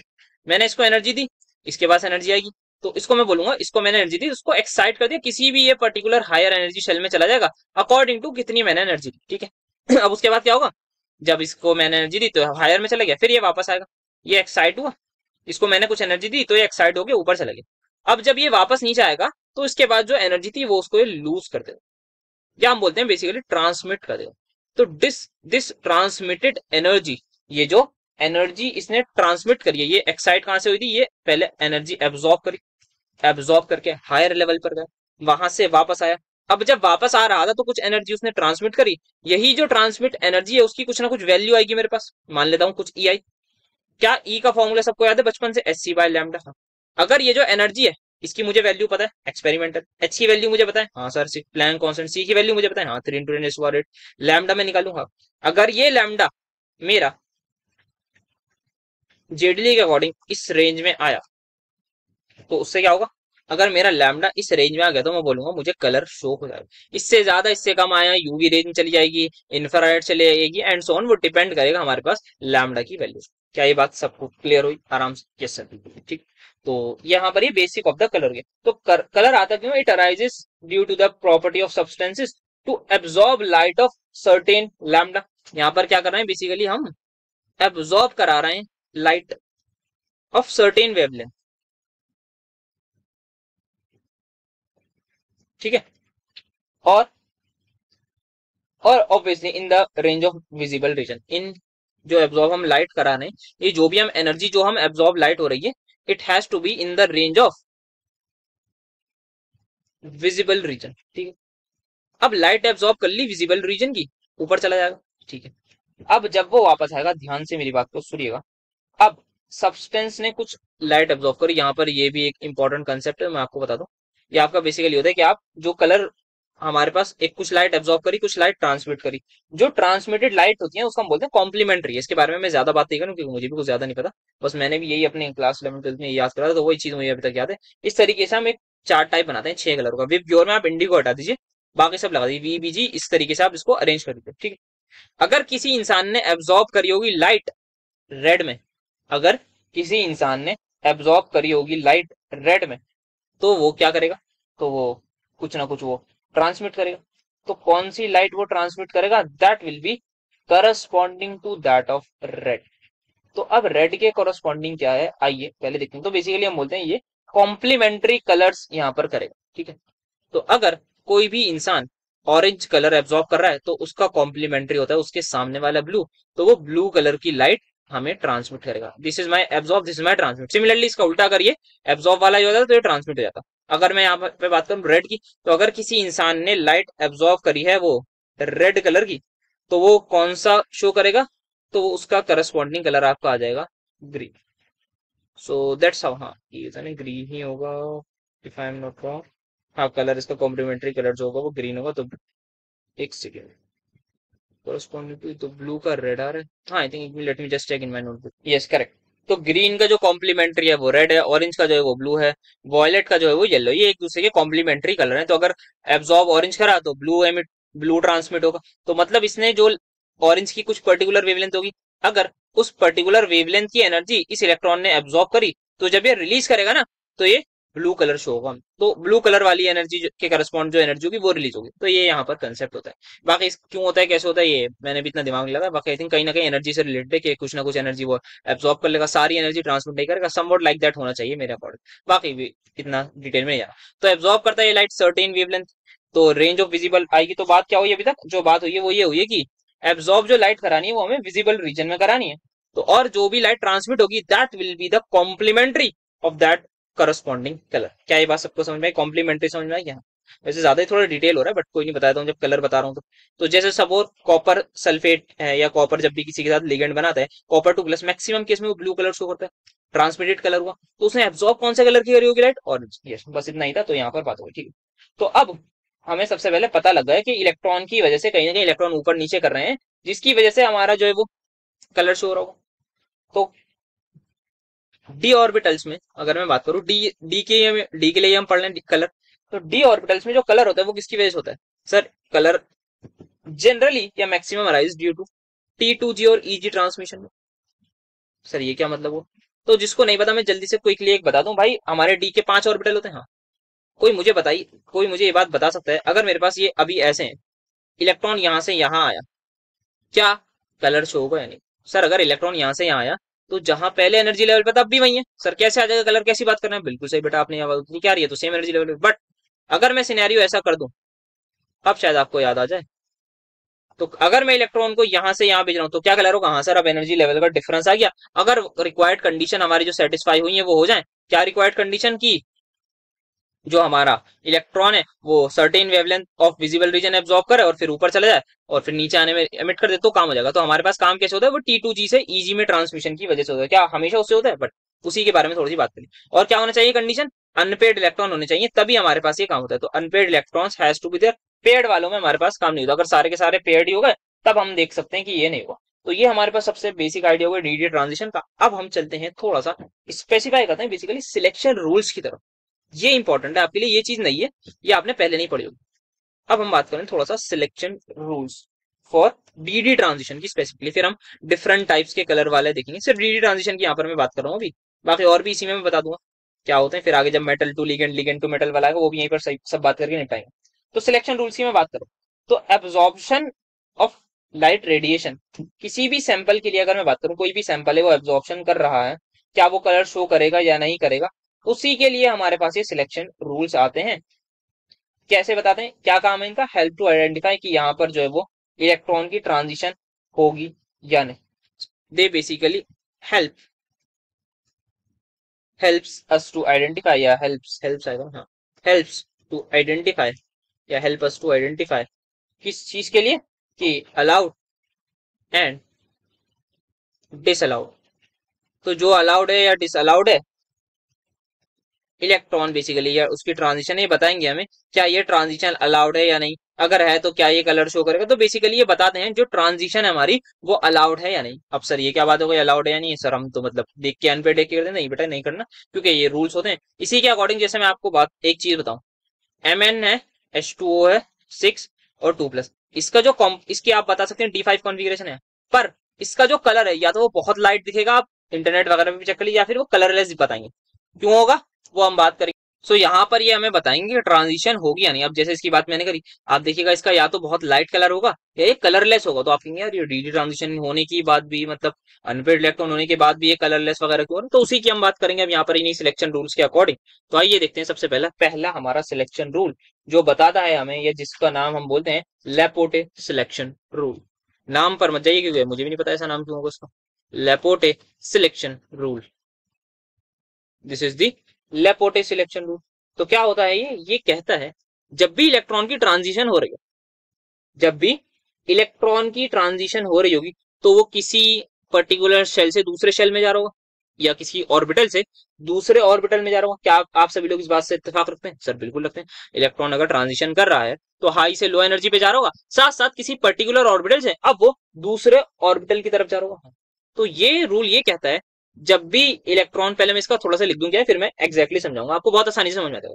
सिलेक्शन रूल ये कहता है कि इलेक्ट्रॉन जो है it must change it's geometry of subshell. Electron must change it's geometry of subshell during transition. Sir मतलब आप समझा दे तो चलो, बेटा समझा रहा हूँ ना, जरा सा 4-5 सेकंड दे दो लिखने के। ठीक है, ठीक, आते हैं हम यहाँ। तो मान लेते हैं कोई इलेक्ट्रॉन था पहले एस ऑर्बिटल में था या एस सबशेल में था, उससे मैंने पी में भेज दिया। ठीक है सर, आपने भेज दिया, अच्छी बात है। सर तो क्या हुआ? एस की क्या आप ज्योमेट्री बता सकते हैं? Sir spherical. बिल्कुल सही आपने बोला। पी की ज्योमेट्री बता सकते हैं? हाँ सर, डंबल शेप। क्या इलेक्ट्रॉन की ज्योमेट्री चेंज हुई जहां पे पहले था, अब जहां बाद में, क्या उस पर्टिकुलर सबशेल की ज्योमेट्री चेंज हो गई? सर बिल्कुल हो गई। तो ये ट्रांजिशन को मैं बोलूंगा दिस इज लेपोटे अलाउड। हाँ, this transition is basically my Laporte allowed transition. क्या ये बात सबको समझ में? तो अब मैं अगर यहीं पे बात कर लूं, ये पी एक ऑर्बिटल था, पी एक्स से मैंने पी वाई में भेज दिया, कहीं पर भी भेज दिया, तो क्या ये अलाउ होगा? सर पी एक्स से अगर आपने पी वाई में भेजा है ना, तो आपने डंबल से डंबल में ही भेज दिया। तो अगर आपने डंबल से डंबल में ही भेज दिया तो आपने ज्योमेट्री चेंज नहीं करी, तो लेपोटे के अकॉर्डिंग ये ट्रांजिशन आप नहीं कर सकते। This is Laporte forbidden. हाँ, लेपोटे फॉरबिटन कहलाएगी। क्या ये सबको क्लियर हुई? बेसिक सी चीज। हाँ, अब इसी में मैं थोड़ा सा और फर्दर ऐड करूं तो बेसिकली हम बोलते हैं जिराड, और जिराड से अगर अनजिराड ऑर्बिटल या सबशेल की तरफ जा रहा है तो ट्रांजिशन पॉसिबल है। तो जिराड इज बेसिकली जहां पर एस तो हमारे जिराड ही होता है, बट जहां पर हमारे ऑपोजिट लोब्स में same sign of wave function, same sign. और अनजिराड में क्या होता है? ऑपोजिट लोब्स में डिफरेंट साइन होता है। सर क्या बोल रहे हैं, कुछ समझ में नहीं आ रहा, रुक जाओ बेटा 2 मिनट तो बस, थोड़ा सा डिफरेंट साइन। ये हाथी तक बात होती है। तो ये जल्दी से मैं एक पी का ऑर्बिटल कर रहा हूँ। क्या सभी लोग इस बात से इत्तेफाक में, एक प्लस में एक माइनस है, किसी में भी प्लस लिख सकता हूँ, किसी में भी माइनस। क्या ऑपोजिट लोब्स में साइन डिफरेंट डिफरेंट है? हाँ सर, तो ये अनजिराड हो गया, खत्म, बस इतना आप समझ लीजिए। सिमिलरली आप डी की बात मुझसे करेंगे तो डी में क्या होता है? सर यहाँ प्लस, यहाँ प्लस, यहाँ माइनस, यहाँ माइनस, तो सर ये जिराड हो गया, खत्म बस। एस में बात करूं तो एस तो हर जगह ही पॉजिटिव होता है, तो वो हमारा जिराड ही होगा। तो इसका मतलब जिराड से अगर अनजिराड करवा रहा हूं तो काम बन जाएगा। तो इसका मतलब सर अगर आप डी से पी में कराएंगे तो काम बनेगा? बिल्कुल बनेगा, ज्योमेट्री भी अलग है और वैसे भी मैंने जिराड और उसके कंसेप्ट से भी समझा दिया। तो सर इसका मतलब अगर आप डी से डी में इलेक्ट्रॉन को पहुंचा रहे हैं तो वो आपका क्या होगा? तो क्या होगा सर आपका? वो तो इसका मतलब ये जिराड से आप जिराड में पहुंचा रहे हैं, तो इसका मतलब ये लेपोटे फॉरबिटन है। क्या ये बात सबको समझ में है? सर बिल्कुल। तो सर डीडी ट्रांजिशन में मतलब कलर नहीं होना चाहिए बेटा, एक और रूल है ना, भी उसकी बात करेंगे। तो डीडी ट्रांजिशन में कहीं ना कहीं ये चीज हमें बैक ऑफ द माइंड रखनी है कि यहाँ पर ये d d transition is basically Laporte forbidden maximum cases, और टेट्राहेड्रल में भी, बाकी सॉरी टेट्राहेड्रल फिर ये स्पेसिफाई हो जाता है तो उस पर हमें बात नहीं करनी, पर हाँ ये ध्यान रखना है बैक ऑफ द माइंड एक चीज। अब सेकंड रूल की बात करते हैं, फिर हमारा जो है वो सारा कुछ कंप्लीट हो जाएगा। तो सेकंड चीज क्या है बेसिकली हमारी की? Second rule spin selection rule. तो यहाँ पर स्पिन पे बात होगी, आपके कहीं ना कहीं दिमाग में आ रहा होगा स्पिन क्या होती है? प्लस हाफ माइनस हाफ वाली। तो इलेक्ट्रॉन ऐसा होता है या ऐसा होता है, तो ऑपोजिट स्पिन हो गई बेसिकली। तो स्पिन सिलेक्शन। अच्छा, यहाँ पर एक और चीज आपको हो सकता है कहीं ना कहीं देखने को मिल जाए, ये बोलेगा आपकी जो डेल एल की वैल्यू है that should be plus minus. तो आप ऐसा समझ लीजिए, एस से अगर पी में जा रहे हो, एस के लिए आई थिंक एल की वैल्यू 0, पी के लिए एल की वैल्यू 1, तो डेल्टा एल आपका आ गया 1। तो इस तरीके से आई थिंक ये इसका कंसेप्ट होता है, जितना है रिमेंबर। बाकी डेल एल की वैल्यू प्लस माइनस 1, हाँ शायद यही होता है, एग्जैक्टली यही होता है, डेल एल प्लस माइनस 1। एक बार मैं चेक भी कर लूँ, लिखा हुआ आपको देखने को मिल सकता है, इसलिए मैं बता रहा हूँ। बाकी इतना हमारे काम की ये चीज नहीं है कि del L is equals to 1 क्या होता है। हाँ ये होता है del L is equals to 1। और जहां पर del L is equals to 0 हो गया, मतलब आपने जनरली या मैक्सिमम केस में आपने सेम ही ऑर्बिटल ऑफ या सेम सबशेल ज्योमेट्री में रह गया, तो आपके केस में डेल एल बराबर 0। सो दैट मीन्स आपका जो है वो लेपोटे फॉरबिटन हो जाएगा। तो इसको मैं फॉरबिटन लिख देता हूँ यहाँ पर, this is forbidden, this is basically allowed, Laporte rule के अकॉर्डिंग। अब स्पिन सिलेक्शन पर आते हैं। तो जैसे मैंने डेल एल लिखा था वैसे ही मैं यहाँ पर भी बता दूं। तो इनका ये कहना है सिंपल सा, डेल एस आपका 0 होना चाहिए। सर क्या मतलब हो? आपका मतलब डेल एस 0 का मतलब क्या? सर डेल एल 0 का मतलब क्या था? आपके एल की वैल्यू चेंज हुई। डेल एल प्लस माइनस 1 का क्या मतलब? तो सर आपके एल की वैल्यू चेंज हो गई 1 से। ठीक, ये बात मानते हैं। तो डेल एस इक्वल टू 0 का मतलब क्या हुआ? सर इसका मतलब ये हुआ आपकी स्पिन चेंज होगी, बस आपने ये बोल दिया तो बढ़िया। मान लीजिए ऐसा कुछ सिनेरियो है, ऐसे हाइपोथेटिकल सिनेरियो है, चलो बना दो, कभी कंफ्यूज हो जाओ। एक इलेक्ट्रॉन यहाँ था, अभी इलेक्ट्रॉन ऊपर चला गया तो ये इसी स्पिन में जाएगा। हाँ, तो इसका मतलब जो है वो इसकी स्पिन चेंज नहीं हुई, तो ये स्पिन सिलेक्शन रूल के अकॉर्डिंग हम इसको बोलेंगे दिस इज स्पिन अलाउड। तो ये रूल ये कहता है spin off electron remains same after it's transition. तो बढ़िया बात हो जाएगी, मतलब मजेदार एकदम बात हो जाएगी, रिमेन्स सेम आफ्टर ट्रांजिशन। क्या ये बात सभी लोगों को बेहतरीन तरीके से क्लियर हुई है? सर बहुत अच्छे तरीके से क्लियर हो गई।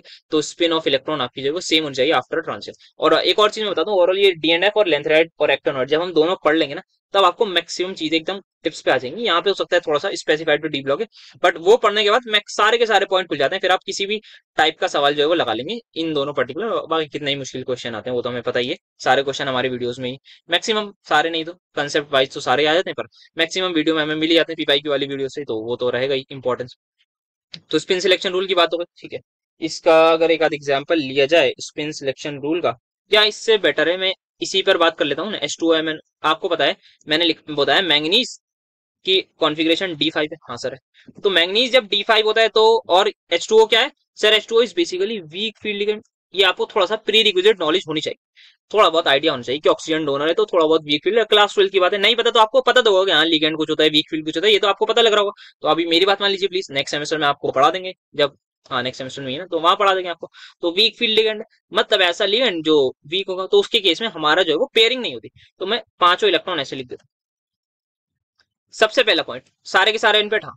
अगर इस इलेक्ट्रॉन को मैं ऊपर भेज दूं तो क्या डेल एल की वैल्यू क्या होगी सर? जीरो रहेगी, क्योंकि सर ये लेपोर्टे फॉरबिडन हुआ।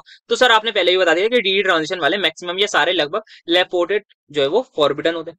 अब मुझे बताइए, अगर इसको मैंने ऊपर भेजा तो क्या ये इसी स्पिन में आएगा या नीचे वाली में? सर इसको अपनी स्पिन चेंज करनी पड़ेगी, क्योंकि वहां पे पहले से एक इंसान ऐसा है जिसकी इसके जैसी स्पिन है, तो इसको उल्टा करनी पड़ेगी। तो क्या इसके डेल एस की वैल्यू जीरो ही? नो सर, इसके डेल एस की वैल्यू भी जीरो नहीं। तो ये क्या हुआ? लेपोर्टे फॉरबिडन भी हो गया, साथ साथ स्पिन फॉरबिडन भी हो गया। तो क्या हो गया सर? दोनों ही कॉन्ट्रेडिक्ट कर गए। अब तो ये कलर शो नहीं कर सकता, करेगा भी तो आपको बहुत पेल सा लाइट कलर, बहुत कम इंटेंसिटी का हल्का सा कलर दिखेगा, ये आता है। तो अगर इस टाइप का कुछ आ जाए कि Mn2+ आपको कलर दिखाएगा या नहीं दिखाएगा, तो उसके लिए आप ये एक्सप्लेनेशन दे सकते हैं।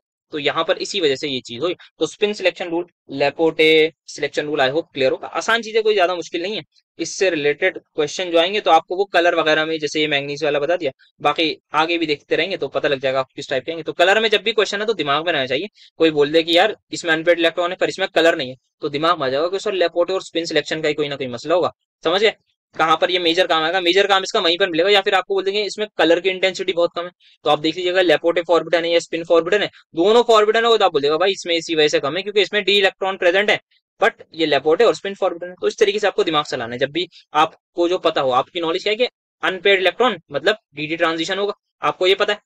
पर कोई इसके अकॉर्डिंग चला, अपोजिट चला जाए, या कोई अभी वो आ गया बताऊंगा, बट जो या कोई वाले जो बात है वो मैं आगे कंटिन्यू करूंगा। अभी के लिए मैं पीछे ही आता हूँ कि अगर कोई कहीं पर डीडी ट्रांजिशन पॉसिबल है पर कलर नहीं आ रहा, तो आपको दिमाग में रखना है कि यार लेपोर्टे और आपको स्पिन समझाना पड़ेगा, यही इसी यही एक पॉसिबिलिटी है। तो ये हो गया। अब मैं आपको थोड़ी सी डिफरेंट टाइप्स के बारे में बात करता हूँ। डी जो हमारे डी ब्लॉक एलिमेंट्स हैं या डी ब्लॉक के कॉम्प्लेक्सेस हैं बेसिकली, उनमें डिफरेंट डिफरेंट तरीके से कलर आता है। एक डीडी ट्रांजिशन हो गई, पूरी डिटेल में कर ली, उसके बाद पीएचडी वगैरह कर ली उसमें जो करनी थी, ठीक है। दूसरा जो कलर आता है that is due to charge transfer. Sir charge transfer का मतलब, चार्ज क्या होता है सर? चार्ज प्लस या माइनस, वो क्या होता है सर? इलेक्ट्रॉन ही होता है बेसिकली। चार्ज किसकी वजह से आता है? इलेक्ट्रॉन की कमी या इलेक्ट्रॉन की ज्यादा की वजह से। तो अगर मैं चार्ज ट्रांसफर कर रहा हूँ इसका मतलब मैं इलेक्ट्रॉन ट्रांसफर कर रहा हूँ, ठीक है सर। तो ये सर डी ट्रांजिशन जैसा ही तो हुआ, हाँ हुआ, but it is somewhat different. तो आइए इसकी बात कर लेता हूँ। जो चार्ज ट्रांसफर की मैं बात करूं यहाँ पर, ये क्या होता है? जो चार्ज ट्रांसफर ट्रांजिशन होता है it is always strong colour का दिखेगा आपको, बहुत स्ट्रॉन्ग इंटेंस कलरेशन आता है। सर क्यों आता है ऐसा? यहाँ पे आप मुझे सोच के बता सकते हैं क्यों आता है? मैंने आपको अभी अभी जस्ट एग्जांपल दिया है एमएन वाला, उसमें क्या बताया मैंने आपको कि वहां डीडी ट्रांजिशन होती है, पर वो लेपोर्टे फॉरबिटन भी है, स्पिन फॉरबिटन भी है, जिसकी वजह से वहां पर बेकार कलर आ रहा है। अब मैं यहाँ पे उसी का ऑपोजिट बोल रहा हूँ, मैं आपसे कह रहा हूँ कि यहाँ पे स्ट्रॉन्ग इंटेंस कलर मिलेगा। तो आप कहेंगे सर आप अगर ऐसा बोल रहे हैं, हमें नहीं पता आप क्यों बोल रहे हैं, पर इतना लॉजिक हमारे पास ये दिमाग में आ रहा है कि ऐसे वाले लोग स्पिन के साथ साथ लेपोर्टे दोनों ही अलाउड होने चाहिए, तभी ये कहीं ना कहीं पॉसिबल है। आपके दिमाग में ये चीज आनी चाहिए इस वर्ड को लिखते हुए। तो जब भी स्ट्रॉन्ग इंटेंस कलर है तो दोनों अलाउड, जब भी आपका वीक आ जाए या बेकार को क्या बोलते हैं लेस इंटेंसिफाई या नो कलर आ जाए तो क्या बोलेंगे? फॉरबिडन, कहीं ना कहीं दोनों होंगे। तो ये आपके दिमाग में आ जानी चाहिए अब तक, ठीक है। तो अब बात करते हैं इसमें होता क्या, ऐसा क्यों होता है इसके बारे में मैं लिख दूं फिर समझा भी दूंगा। तो दिस इज बिकॉज आपको हमेशा डेल एल ये मिलेगा आपको और ये जीरो मिलेगा। क्यों मिलेगा, आइए देखो। तो चार्ज ट्रांसफर का मतलब क्या है? तो चार्ज ट्रांसफर बेसिकली हमारे पास होता है, एक तो लिगेंड टू मेटल और मेटल टू लिगेंड, फिर मेटल टू मेटल वाला पढ़ ले। तो सबसे पहले मैं चार्ज ट्रांजिशन की बात करूं तो बेसिकली क्या होता है, यहाँ पर काफी सारे कॉम्प्लेक्सेस में ऐसा होता है, आपके डिफरेंट डिफरेंट मेटल की डिफरेंट ऑक्सीडेशन स्टेट होती है, असर होती है, किसी में ज्यादा किसी पे कम।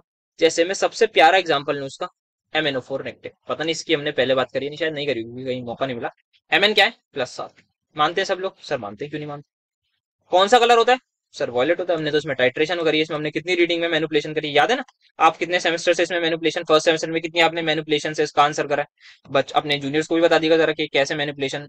भाई कोई टीचर ने देख रहा है और मुझे फंसा दो। मतलब वही, मतलब मैनिपुलेशन का मतलब वही यार, कि अगर 0.1 का डिफरेंस हो उससे भी आता है ना यार कभी कभी, मतलब हमारे एरर वेरर हो जाए कुछ देखने में, तो वो कह रहा हूँ मैं। बाकी मतलब कोई मैनिपुलेशन की कोई बड़ी बात नहीं कर रहा मैं, ठीक है? आई होप आप सभी लोग समझ रहे होंगे जो मैं बोलना चाह रहा हूँ। और अपने जूनियर्स को भी वो वाली वीडियो तो रिकमेंड कर दो यार, वेलकम फ्रेशर्स वाली, काफी उनके काम आ जाएगी, उनके ग्रुप्स वगैरह पर भेज दीजिए। बहुत डिटेल में करियर ऑप्शन भी बात करिए, उसमें करियर का भी थोड़ा बहुत ज्ञान है, तो आप भी चाहें तो देख सकते हैं। तो फिलहाल बात चल रही थी मैनिपुलेशन, नहीं सॉरी, KMnO4 की बात चल रही थी। हाँ, तो इसका कलर वॉयलेट होता है। जरा इसकी कॉन्फ़िगरेशन बताना, D0। सर ये कलर कैसे शो कर रहा है? आई बात समझ में? सर यहाँ तो DD ट्रांजिशन नहीं होगा, तो सर कलर कैसा है इसमें? और सर वॉयलेट कलर आप मुझे बताइए, बहुत लाइट होता है या बहुत इंटेंस होता है? सर इंटेंस होता है, ये बात तो आप हम मानते हैं। क्या सभी लोग मानते हैं ना इस बात को कि वॉयलेट कलर काफी ज्यादा इसमें इंटेंस हमें देखने को मिलता है? सर बिल्कुल मिलता है। तो सर ये क्या हुआ ना, DD ट्रांजिशन, तो इसमें जो है यही होता है। समझ में आ गई बात? सर कैसे होता है, क्या कुछ भी समझ में नहीं आया? हाँ भी समझा रहा हूँ ना बेटा। तो एक्चुअल में आप इसका स्ट्रक्चर बनाइएगा तो क्या होता है, यहाँ पर ऑक्सीजन, आप इसका मैं स्ट्रक्चर चलो यार बनाई दूं। MnO4 नेगेटिव का कुछ इस तरीके से स्ट्रक्चर होता है। ऑक्सीजन के पास एक्सेस ऑफ इलेक्ट्रॉन, ये ऑक्सीजन क्या करता है, अपने इस इलेक्ट्रॉन को इस Mn के घर में भेज देता है। अब जरा समझिएगा, ऑक्सीजन का इलेक्ट्रॉन कहाँ पे होगा सर, ये 2p में होगा, सभी लोग मानते हैं। Mn का कहाँ आएगा सर, ये 3d में आएगा, सब लोग मानते हैं इस बात को। 2p से खाली 3d में आया, तो जो स्पिन इस पर्टिकुलर इलेक्ट्रॉन की, क्या ये वही रिटेन कर सकता है? क्योंकि यहाँ पर सभी लोग खाली है, कोई इलेक्ट्रॉन पड़ा नहीं है, तो मान रहा हूं मैं ये सीधी स्पिन वाला होगा तो यहाँ के सीधा हो जाएगा। अगर ये उल्टी स्पिन वाला होता तो यहाँ के उल्टा हो जाता। तो जो उसका मन करता वो कर लेता, क्योंकि इसके पास सारे के सारे ऑप्शंस हैं। वैसे मैक्सिमम केस में हम सीधी ही मानेंगे, तो ये एकदम सीधी, मतलब क्या बोल रहा हूँ, कैसी लैंग्वेज हो गई मेरी। तो ये एकदम स्ट्रेट या क्लॉकवाइज मान लो, अगर मानना है तो इस स्पिन से ये इसी में आ गया। तो क्या डेल एस जीरो हो जाएगा? हाँ सर हो जाएगा। क्या 2p से 3d में आने, क्या डेल एल प्लस माइनस खत्म। आई होप आपको ये चीज समझ में आ जाएगी। तो एक चीज रखिएगा हमेशा हमेशा, अब इसमें क्या हुआ, this is my metal, this is my ligand या नेगेटिव चार्ज कोई भी। तो लिगेंड से इलेक्ट्रॉन का आ रहा है मेटल में, तो ऐसे टाइप के चार्ज ट्रांसफर को हम बोलते हैं LMCT, ligand to metal charge transfer. I hope आपको बहुत प्यारे तरीके से, आसानी से ये चीज समझ में आ गई होगी। सिमिलरली K2Cr2O7 इसका भाई, ये आपने इसमें आप इसको करी होगा आपने मैनिपुलेट, शायद सेकंड या थर्ड सेमेस्टर, सेकंड में आता है ना, तो वहां मैनिपुलेशन, मतलब मैनिपुलेशन करो सॉरी, मतलब रीडिंग वगैरह जो आपकी टाइट्रेशन होती है वो करोगी, मैनिपुलेशन कोई नहीं कर रहे भाई। सब एकदम ईमानदारी से अपनी रीडिंग को नोट करके ईमानदारी से आप कॉन्कॉर्डेंट रीडिंग लाइएगा, तभी आप अपने जो फाइल वाइल में लिखिएगा। समझ गए ना बात? ठीक है सर समझ गए। तो K2Cr2O7 की बात होगी, तो ये इनका दो रीजन आ गया। तो क्या बात करिए अभी हमने, लिगेंड से मेटल चार्ज ट्रांसफर की बात करी। अब एक और चीज मैं बता दूं कि मेटल Mn यहाँ +7 हमें लग रहा था, पर जैसे इसमें इलेक्ट्रॉन आएगा तो क्या हो गया, वो +6 हो गया। क्या है बात सबको समझ में आई? तो ऑक्सीडेशन स्टेट भी हमारी मेटल की साथ साथ इस ऑक्सीजन की तो नहीं चेंज होगी, क्योंकि बॉन्ड है, इस पर चार्ज बेसिकली कम हो गया होगा, इसका नेगेटिव चार्ज चला गया होगा, इसकी ऑक्सीडेशन स्टेट +6 हो गई होगी। ये बात कहाँ से आ गई? तो यहाँ पे मेटल की जो है वो ऑक्सीडेशन स्टेट में कुछ ना कुछ चेंज आपके सामने आता रहेगा, ये होता है। सेम K2Cr2O7 का भी सिनेरियो होगा, या Cr2O7 2 नेगेटिव का, ठीक है, या CrO4 2 नेगेटिव का, तो उन सभी का सिनेरियो अप्रोक्सीमेटली सेम। ठीक है, तो यहाँ पर हमने ये बात कर ली। तो मेटल क्या बात करिए हमने, ligand to metal. Now we have second thing is MLCT, that is metal to ligand charge transfer. तो मेटल भी कुछ कुछ केसेस में चार्ज ट्रांसफर कर देता है अपने लिगेंड को। तो इसके लिए मैं अगर आपको दूं, तो जनरली क्या करता है, लिगेंड को इलेक्ट्रॉन देना, मतलब अगर मेटल से चार्ज आ रहा है लिगेंड की तरफ, तो क्या होगा सर, यहाँ से अगर यहाँ चार्ज आ रहा है तो मतलब लिगेंड के पास इलेक्ट्रॉन आ रहा है, तो लिगेंड कहाँ इलेक्ट्रॉन रखेगा सर, वो तो खुद ही इलेक्ट्रॉन नीचे। तो बेसिकली आपको शायद थोड़ा बहुत याद हो, इस टाइप के लोग होते थे कुछ, जिनको मेटल कार्बोनाइज बोलते थे। तो मैं सिंगल अगर एक दिखाऊं, तो this is my carbon monoxide, ऐसे ही 6 और होंगे। तो ये लोग क्या करते हैं, they are basically pi acceptor ligands, इनको हम बोलते थे पाई एक्सेप्टर। तो ये पाई इलेक्ट्रॉन एक्सेप्ट कर लिया, तो यहाँ पर क्या करेगा, क्रोमियम अपने जो इलेक्ट्रॉन है, क्रोमियम की ऑक्सीडेशन स्टेट आप देख सकते हैं 0, सारे के सारे इलेक्ट्रॉन इसके पास प्रेजेंट है, तो ये इसके एंटी बॉन्डिंग में इलेक्ट्रॉन दे देते हैं पाई स्टार। तो ये होता है यहाँ पर, this is my pi star, that is anti bonding. और मेटल के इलेक्ट्रॉन बॉन्डिंग में ही होते हैं, डी में होते हैं, तो यहाँ पर ये भी डेल एल आपका +-1 मिल जाएगा और आपको डेल एल 0 मिल जाएगा। या ये भी नहीं मिलेगा तो आपको जो है वो लेपोटे अलाउड मिलेगा, क्योंकि आप बॉन्डिंग से एंटी बॉन्डिंग में जा रहे हैं, आप इस तरीके से इसको समझते हैं। ठीक है, तो ये एक चीज हो गई, इसका एक एग्जांपल यहाँ दिया, और भी बाकी इसके एग्जांपल होते हैं। Then last thing we have is metal to metal charge transfer, वो कुछ स्पेसिफिक कॉम्प्लेक्सेस में ही होता है। जैसे एक ये कॉम्प्लेक्स है FeCN6, तो इसमें कुछ ऐसा सिनेरियो रहता है, ये किसमें है, ये वाला +2 में है, और इस पे नेट चार्ज कितना है बताना बेटा, सर +2 आएगा। तो ऐसा होता है, ये +2 से +1 आता है, फिर इसको +3 कर देता है, एंड सो ऑन, ऐसे थोड़ा सा सिनेरियो चलता रहता है। तो ये एक ऐसी चीज है जिसमें आप याद रख सकते हैं। तो दोनों डिफरेंट डिफरेंट तरीके के यहाँ पे आयरन प्रेजेंट होते हैं, वो एक दूसरे को, एक इसको इलेक्ट्रॉन देता है, फिर एक उससे वापस लेता है, ये +2 वाला +3 बन जाता है, ये +1 बन जाता है, तो +3 से +1 +2, ऐसा सिनेरियो आपका चलता रहता है। तो ये थोड़ा सा आपको आइडिया इसका याद रखना है कि metal to metal charge transfer नाम की भी एक चीज होती है, और ये भी आपको काफी इंटेंस कलर आपको आई थिंक देखने को मिलता है इसमें भी, मेटल टू मेटल में। हाँ, ठीक। तो metal to metal charge transfer आपका हो गया, तो ये चीज है यहाँ पर। क्या यहाँ पे सब कुछ हो गया, मेटल टू मेटल ट्रांसफर ये देख लिया हमने। अच्छा सॉरी, ये वाली चीज आपकी कलरलेस हो गई। हम्म, क्यों होगी, तो सर कलर क्या हुआ, तो कलर वाला इंसान मैं आपको दिखा दूं, यहाँ पर कलर आपका इंसान ही होगा अगर मैं ये चेंज करूं। तो सबसे पहली condition metal to metal charge transfer में होती है कि आपके डिफरेंट डिफरेंट मेटल्स की ऑक्सीडेशन स्टेट डिफरेंट होनी चाहिए।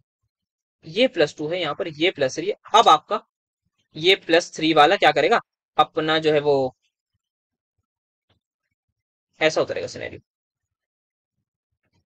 सॉरी, ये 2+ वाला है, ये जो 2+ वाला है, कभी ये एक इलेक्ट्रॉन आगे पहुंचा देगा, कभी एक इलेक्ट्रॉन ले लेगा। तो -2+ ये जो है वो, ये +2 से कभी +3 में आ जाएगा। सिमिलरली ये +3 वाला कभी +2 में आ जाएगा, +2 +3 +2 +3, इसी के अबाउट ये घूमते रहेंगे, इसमें नहीं होता। हाँ, ये चीज समझ में आ गई। तो यहाँ पर ये नहीं होता, तो ये आपके कब होते हैं, जब सेम मेटल हो आपके पास और उनकी डिफरेंट वैलेंस होनी चाहिए। यहाँ पे ये सेम ऑक्सीडेशन स्टेट है, सेम ओएस में ये काम नहीं होगा, याद याद रखिएगा। अच्छा, वो मैंने सही चीज याद आ गई अचानक से। और ये डिफरेंट ऑक्सीजन ऑक्सीडेशन स्टेट में ये काम होगा। तो आई थिंक कलर के लिए हमने पीएचडी कर लिया, कुछ बचा है कलर में तो एक यार, late me just have a look. तो डीडी की हमने बात कर ली। अच्छा, एक और चीज जो मैं बताना चाहूँ, जो डीडी स्पेक्ट्रा है, स्पेक्ट्रा मतलब जो कलर का पैटर्न आता है एब्जॉर्प्शन बैंड का, जो लाइट एब्जॉर्ब करी, तो उस लाइट को जो एब्जॉर्ब करी उसकी कुछ ना कुछ फ्रीक्वेंसी वेवलेंथ होगी। उसका जब हम ग्राफ बनाते हैं विद सॉर्ट ऑफ कलर के साथ या एनर्जी के साथ, तो वहां पर जो है वो ये आपका लिगेंड सेंसिटिव होता है। एक चीज याद रखिएगा, दिस इज लिगेंड सेंसिटिव। क्यों होता है एक्चुअल में, और आई थिंक ये 3D के लिए ही होता है। या आई थिंक इसको हम उसमें देखते हैं, मैग्नेटिक मोमेंट वाले में ज्यादा क्लियर होगा, तब आपको मैं लेंथ नॉट एक्नॉट पढ़ा रहा हूँ ना, तो वहां पर ये थोड़ा ज्यादा अप्रोप्रिएट रहेगा। वहां पे अभी मैग्नेटिक उसमें भी आपको थोड़ा सा क्लियर करा दूँ। तो कलर की यहाँ पर बात हो गई, तो कलर के लिए इतना ही रखते हैं। अब अपना मैग्नेटिक कैरेक्टर और फिर वाले डायग्राम्स की तरफ चलते हैं। Now let's have look on some of the magnetic properties. तो यहाँ पे मैग्नेटिक मैग्नेटिक प्रॉपर्टीज के बारे में सभी को एक चीज पता होगी, mu is equals to √n × n+2। तो सब लोग कहेंगे यार सबका मैग्नेटिक मोमेंट निकालूंगा, बट डी ब्लॉक में मैक्सिमम एक ही या एक दो चीजें ऐसी होंगी जिसकी वजह से आपको लगेगा कि यार ये कैसे हो सकता है। जैसे सपोज के लिए कॉपर 2+ ले लिया, अनपेड इलेक्ट्रॉन कितने, 9 9 है बेटा, 1 होते हैं, एक अनपेड इलेक्ट्रॉन है, तो आप इसका म्यू निकालने जाएंगे, √ यहाँ पे 3 × 1 हो जाएगा, तो 3 आ जाएगी वैल्यू आपकी, करेक्ट। तो that is 1.73 bore magnetron. Similarly कोई ऐसा इंसान है जिसमें नंबर ऑफ अनपेड 2 होंगे, तो आपको मैग्नेटिक मोमेंट लगभग कुछ मिल जाएगा 2.8 समथिंग। मैग्नेट अगर किसी में अनपेड इलेक्ट्रॉन 3 है, तो ऐसे मिल जाएगा 3 पॉइंट समथिंग, 3.8 या 3.7 से ऊपर मिलती है जनरली मैक्सिमम केस में वैल्यू, ऐसा समझ लीजिए आप। जो भी आपके जितने भी अगर आपको मैग्नेटिक मोमेंट निकालना है, तो आपका जो नंबर मैग्नेटिक मोमेंट की वैल्यू है वो नंबर ऑफ अनपेड इलेक्ट्रॉन में प्लस अप्रोक्सीमेटली 0.75 या उससे कुछ ज्यादा वैल्यू आएगी। तो ये क्या हम डायरेक्टली निकाल सकते हैं, नहीं बेटा, कैलकुलेटर होगा तो वहां आप आराम से निकालना। बट मैं आई वॉन्ट टू से कि अगर किसी ने दे दिया कि भाई मैग्नेटिक मोमेंट है आपका 5.78, बताओ नंबर ऑफ अनपेड, तो आंख बंद करके 5 बोलते रहो। ये यहाँ पे एक्चुअल में यूज होता है। किसी ने बोल दिया number of unpaired, sorry magnetic moment आ रहा है 6.73, ऐसे ही बोल दिया बेटा, आग बंद करके नंबर ऑफ अनपेड इलेक्ट्रॉन 6 बोल दिया। ये यहाँ पर इसका मतलब, ठीक है। तो वैसे इतनी आगे तक बात नहीं आती है, 6 अनपेड कहाँ थे, 5 तो हमारे डी में होते हैं, कुल मिला के 6 कहाँ से हो जाएंगे। तो ये इसी वजह से बताया मैंने, ये वाली चीज जो है ना, अगर आपको बाय चांस कभी बोल दें कि आपके आगे कोऑर्डिनेशन में भी काम आएगा आपको, मतलब नेक्स्ट सेमेस्टर में आपको मैग्नेटिक मोमेंट दे देंगे और आपसे अनपेड इलेक्ट्रॉन डायरेक्टली पूछेंगे, तो देखते ही आप बता दीजिएगा, ठीक है। वैसे काफी लोग जानते भी होंगे, पर मैं बता रहा हूँ कि कैलकुलेट करने मत बैठ जाना ऐसे। ठीक है सर। तो यहाँ पर हमने क्या बात देखी, मैग्नेटिक प्रॉपर्टीज की बात चल रही थी। तो मैक्सिमम केस में यही होता है। एक केस आपको ऐसा मिलेगा जो कोबाल्ट है, उसके केस में थोड़ा सा प्रॉब्लम रहती है। कोबाल्ट 2+ का मैक्सिमम केस में, तो उसी की वजह से ये मुझे पढ़ाना पड़ रहा है। Otherwise this is the topic exclusively for F block element, but यहाँ पर भी कर लेते हैं। तो क्या होता है जो हमारा मैग्नेटिक प्रॉपर्टीज है वो क्यों आती है, आइए इसके बारे में। अच्छा, पैरामैग्नेटिक डायमैग्नेटिक में किसी को कोई डाउट तो नहीं, कोई बताने की जरूरत नहीं है ना बेटा, कि क्या होता है पैरामैग्नेटिक और डायमैग्नेटिक क्या होता है, नहीं बताना, ठीक है। क्यों? अब भाई पैरा मतलब अनपेड इलेक्ट्रॉन होने चाहिए, या वो weekly attracted by magnetic field और वो अट्रैक्ट नहीं होते डाया वाले, ठीक। तो अब ये जो हमारे पास मैग्नेटिक मोमेंट आता है, ये स्पेसिफिकली दो रीजंस की वजह से आता है। कौन से दो रीजन? ये इलेक्ट्रॉन, इलेक्ट्रॉन क्या रिवोल्यूशन कर रहा है? असर कर रहा है, अर्थ की तरह रिवॉल्व कर रहा है क्या? इलेक्ट्रॉन जहां खड़ा है वहां भी घूम रहा है, असर वहां भी घूम रहा है। तो यहाँ पे दो मोशन होते हैं। एक हमारा हुआ जो electron around the nucleus revolve कर रहा है, जिसको हम ऑर्बिटल मोशन बोलेंगे। और दूसरा इलेक्ट्रॉन जहां खड़ा है वहीं पर घूम रहा है, तो जिसको हम स्पिन मोशन बोलेंगे। तो वही आप अर्थ समझ लीजिए, अर्थ अपने एक्सिस के अराउंड रिवॉल्व भी कर रही, रेवोल्यूशन रिवॉल्व भी कर रही है, और सन के अराउंड रेवोल्यूशन भी कर रही है। तो वही सेम चीज इलेक्ट्रॉन का भी केस होता है। तो यहाँ पर मैग्नेटिक प्रॉपर्टी जो है वो दो वजह से आती है, एक आता है स्पिन मोशन, एक आती है ऑर्बिटल मोशन की वजह से, ठीक है सर। तो इन्हीं दोनों को कंबाइन करके हमारे पास एक फॉर्मूला आता है मैग्नेटिक मोमेंट का, जिसको हम लिखते हैं n × n+2। मैं इसको और डिटेल में उसमें लिख जाऊंगा ब्लॉक में, फिर मैं स्पिन भी कंसिडर कराऊंगा, प्लस L × L+1। अच्छा जी सर, ये तो पहली बार देख रहे हैं। हाँ बिल्कुल पहली बार देख रहा हूँ। तो क्या है यहाँ पर, यहाँ पर दिस इज, आपने सुना है, याद करिए।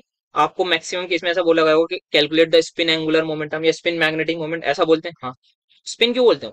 क्योंकि सर स्पिन का कॉन्ट्रीब्यूशन होता है, तो सर ऑर्बिटल भी बता रहे हैं आपको। हाँ समझ रहे हैं ना आप, बात को समझिए कि मैं क्या कह रहा हूँ। क्वेश्चन में आपको याद होगा, आपको बोल देंगे स्पिन मैग्नेटिक मोमेंट निकालो, ऑर्बिटल मैग्नेटिक मोमेंट बोला कभी किसी ने? सर बोला तो नहीं वैसे। तो स्पिन मैग्नेटिक मोमेंट का सर क्या मतलब हुआ, आइए उसको समझें। तो ये जो फॉर्मूला है, this is valid for F block, और इसको डिटेल में हम वहीं पर पढ़ेंगे। एंड अगर 4D या 5D सीरीज का कोई एलिमेंट आ जाए उनके लिए। अच्छा जी सर, तो सर 3D के लिए क्या वैलिड है बेटा? 3D के लिए हम बचपन से पढ़ते हुए आ रहे हैं। सर ऐसा क्यों, आप ये भी बता दीजिए। So the point is this is basically due to spin, ये कंट्रीब्यूशन है ड्यू टू स्पिन, ये कंट्रीब्यूशन है ड्यू टू ऑर्बिटल। सर ऐसा क्या हो रहा है जो हम 3D वालों के केस में ऑर्बिटल को कंट्रीब्यूट नहीं कर रहे? क्या यही आपके दिमाग में क्वेश्चन है? अगर ये क्वेश्चन है तो बढ़िया बात, ठीक है, ये आया ना? हाँ सर ये आया, ठीक। और बाकी के केस में सर हम उनको भी कंसिडर करते हैं। सो एग्जैक्टली क्या होता है, जो डी एंड एफ ब्लॉक वाले हैं, जो 3D ऑर्बिटल है, they are not shielded by outer orbitals. अच्छा सर, मतलब अब कोई भी लिगेंड आता है, कोई भी लिगेंड जब हमारे पास अप्रोच करेगा किसी भी पर्टिकुलर उसको, दैट इज मेटल को, उसके पास कुछ अनपेड इलेक्ट्रॉन होते हैं, मेटल के पास ही तो होते हैं। अब यहाँ पर मेटल है, ये कुछ अनपेड इलेक्ट्रॉन लेके बैठा हुआ है, इसके पास लिगेंड आया, लिगेंड अपने इलेक्ट्रॉन ला रहा है। तो लिगेंड क्या करता है, आता है, अप्रोच करता है, और लिगेंड भी कुछ ना कुछ वाइब्रेशन करता है बेसिकली। ये मैं आगे डेप्थ में बताऊंगा, पर अभी थोड़ा सा आइडिया दे रहा हूँ। लिगेंड भी जो है कुछ ना कुछ वाइब्रेट करता है, जिसकी वजह से हमारा जो ऑर्बिटल मोशन है, अगर लिगेंड के इलेक्ट्रॉन का इन्फ्लुएंस, अगर लिगेंड के इलेक्ट्रॉन का जो इन्फ्लुएंस है वो हाई रहा, या लिगेंड ज्यादा क्लोज आ पाया हमारे किसी भी ऑर्बिटल के पास अगर आया, तो वो इस मोशन को निग्लेक्ट कर देता है। तो लिगेंड की वजह से, ड्यू टू लिगेंड के इलेक्ट्रॉन का इन्फ्लुएंस, या अगर लिगेंड क्लोज आ पाया हमारे ऑर्बिटल के, तब वो इस पर्टिकुलर मोशन को, ऑर्बिटल मोशन को निग्लेक्ट हम कर सकते हैं, क्योंकि फिर लिगेंड ज्यादा कंट्रीब्यूट कर रहा होता है। तो लिगेंड की वजह से अगर लिगेंड ज्यादा क्लोज आ पाया तब ये केस होता है। तो मैक्सिमम डी 3D वाले केस में हम ये बात बोल सकते हैं कि हमारा लिगेंड के इन्फ्लुएंस की वजह से ऑर्बिटल मोशन या ऑर्बिटल एंगुलर मोमेंटम को हम नेग्लेक्ट करके चलो। क्यों होता है? अब जो डी वाले हैं, they are not that much shielded by आपका फोरस। आइए यहाँ पे देखो, जैसे मैं बात करूं डायरेक्टली 4F की, ये जो 4F है, इससे पहले कौन होता है? सर इसके बाहर, सॉरी इसके बाहर क्या 5D होता है? हाँ सर, क्या 6X होता है? लेंथ नोड में कॉन्फ़िगरेशन बताऊंगा तो आप समझ लीजिएगा, पर ये लोग होते हैं। अब ये लोग बाहर होंगे तो अब जो लिगेंड है वो कहाँ आएगा? क्या लिगेंड 4F के इलेक्ट्रॉन तक पहुंच पाएगा? सर उसको पहले, उसका जो इन्फ्लुएंस है ना, वो यहीं तक रहेगा। बात समझिएगा, जब लिगेंड अप्रोच करेगा किसी भी पर्टिकुलर ऐसे मेटल को जिसमें 4F के पास कुछ अनपेड इलेक्ट्रॉन होंगे, मान लेता हूं मैं ऐसी 4F7 है, आप इसकी कॉन्फ़िगरेशन देख लीजिएगा लेंथ में, शायद सीरियम नहीं, सीरियम नहीं, साथ वाला क्या होता है, गैडोलिनियम की बात हो रही है शायद यहाँ पर। दिस इज गैडोलिनियम, नहीं होता, हाँ 4F7 गैडोलिनियम होता है। तो लिगेंड जब आएगा तो उसका जो इन्फ्लुएंस है वो बाहर 5D और 6S पे रहेगा। बट द मोमेंट कोई ऐसा इंसान जो 3D है, उसके पास 4S होगा, अगर किसी ऐसे इंसान के पास आया जहां पर 3D है उसके बाद जस्ट 4s है, तो उसका इन्फ्लुएंस 3D पर आ सकता है और आता भी है मैक्सिमम केसेस में। तो लिगेंड का इन्फ्लुएंस हमारे पास आता है क्योंकि ligand is approachable to 3D easily. तो हम बोलते हैं ये जो 3D है this is not shielded by, या जो 3D सीरीज के जितने भी लोग हैं they are not at all shielded by outer. कितनी गंदी राइटिंग लिखा, डॉक्टर ना बन जाओ इससे कैसी राइटिंग लिखा, बाय आउटर ऑर्बिटल्स, जबकि इतना पढ़ा भी नहीं मैंने डॉक्टर्स की, जितना पता नहीं क्यों हो जाती है, कभी कभी हो जाता है राइटिंग में। आई वो आप समझ में आ रहे होंगे जो बोल रहा हूँ, not shielded by outer orbitals. तो जैसे ही लिगेंड अप्रोच करेगा तो नेट इफेक्ट, किसका net effect, of orbital, this does not contribute at all. So net effect of orbital doesn't contribute towards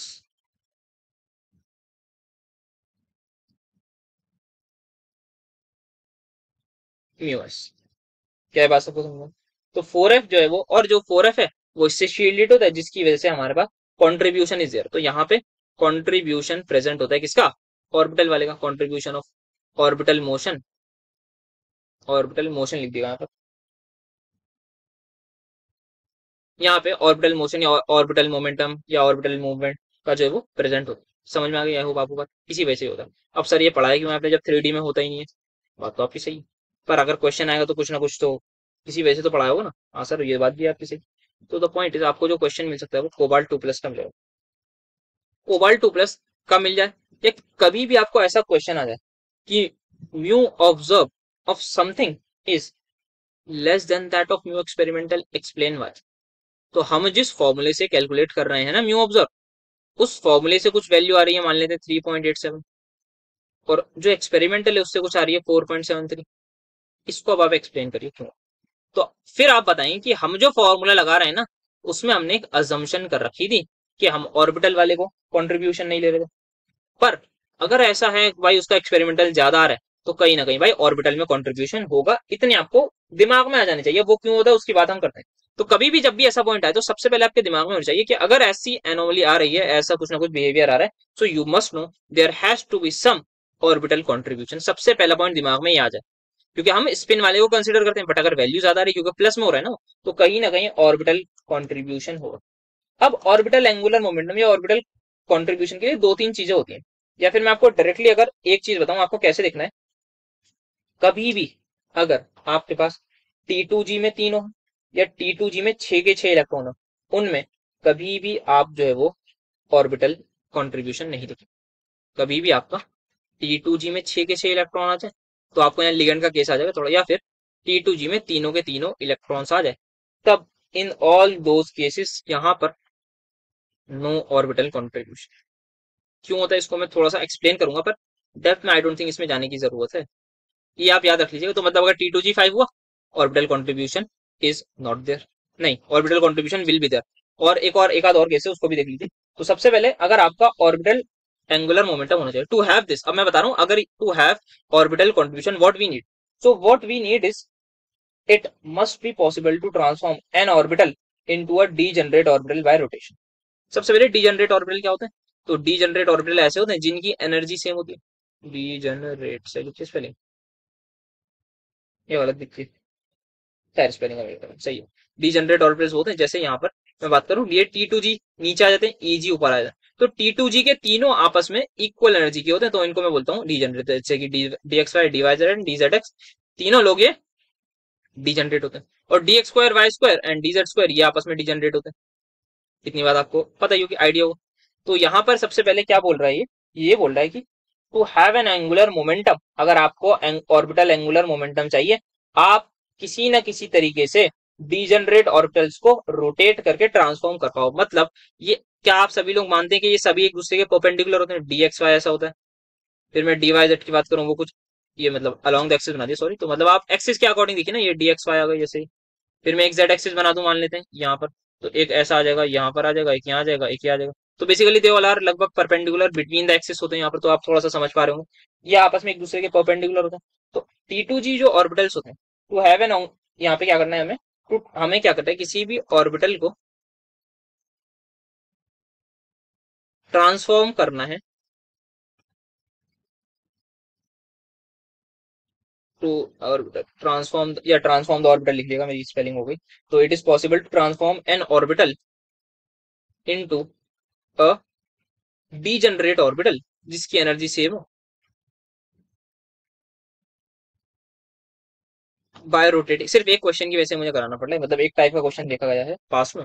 अगर ये क्वेश्चन, ध्यान रखिए, अगर ये क्वेश्चन लास्ट ईयर के पेपर में नहीं है, मतलब हमारे वाले पेपर में नहीं आएगा, तो देयर इज अ पॉसिबिलिटी कि ये वाला क्वेश्चन आपके पेपर में आए, ऐसा मुझे लग रहा है।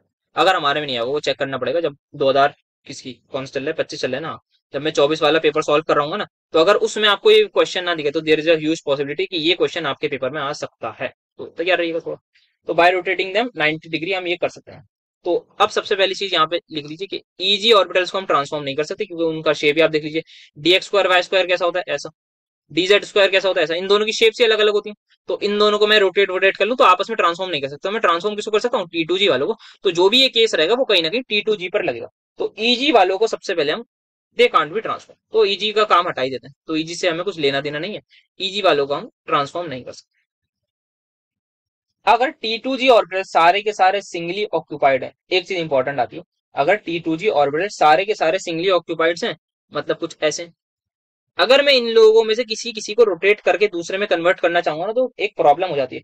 प्रॉब्लम ये होती है, अगर मैं रोटेट करूंगा ना, तो जो भी इलेक्ट्रॉन की स्पिन होती है वो चेंज हो जाती है। मतलब अगर मैं इसको इसमें रोटेट कर दूं, तो ये ऐसे हो जाएगा, ये ऐसे हो जाएगा, और ये आपका ऐसे रहेगा। तो ये पॉसिबल नहीं है ना, आपकी स्पिन सेम होनी चाहिए। अगर मैं किन्हीं दो को रोटेट करूं, तो मतलब क्या है, आपकी जो है वो उस पर भी आपको फोकस रखना है कि अगर T2G ऑर्बिटल्स आपके सिंगली ऑक्यूपाइड हो, then it is not possible to transform since they contain an electron. Similarly अगर वो डबली ऑक्यूपाइड हो गए तब भी हम नहीं करेंगे। तो कोबाल्ट का जो केस है, कोबाल्ट 2+, आयरन के बाद आता है कोबाल्ट, इसका एटॉमिक नंबर 27 होता है। इसमें मेरे पास D7 होता है, और D7 में अगर मैं यहाँ पे कॉन्फ़िगरेशन D7 सही लिखा है ना की बात करूं, तो ये कुछ सेट आ जाएगा। तो कोबाल्ट अगर है तो कोबाल्ट में क्या स्ट्रॉन्ग फील्ड वीक फील्ड का केस क्या लगाऊं बताओ।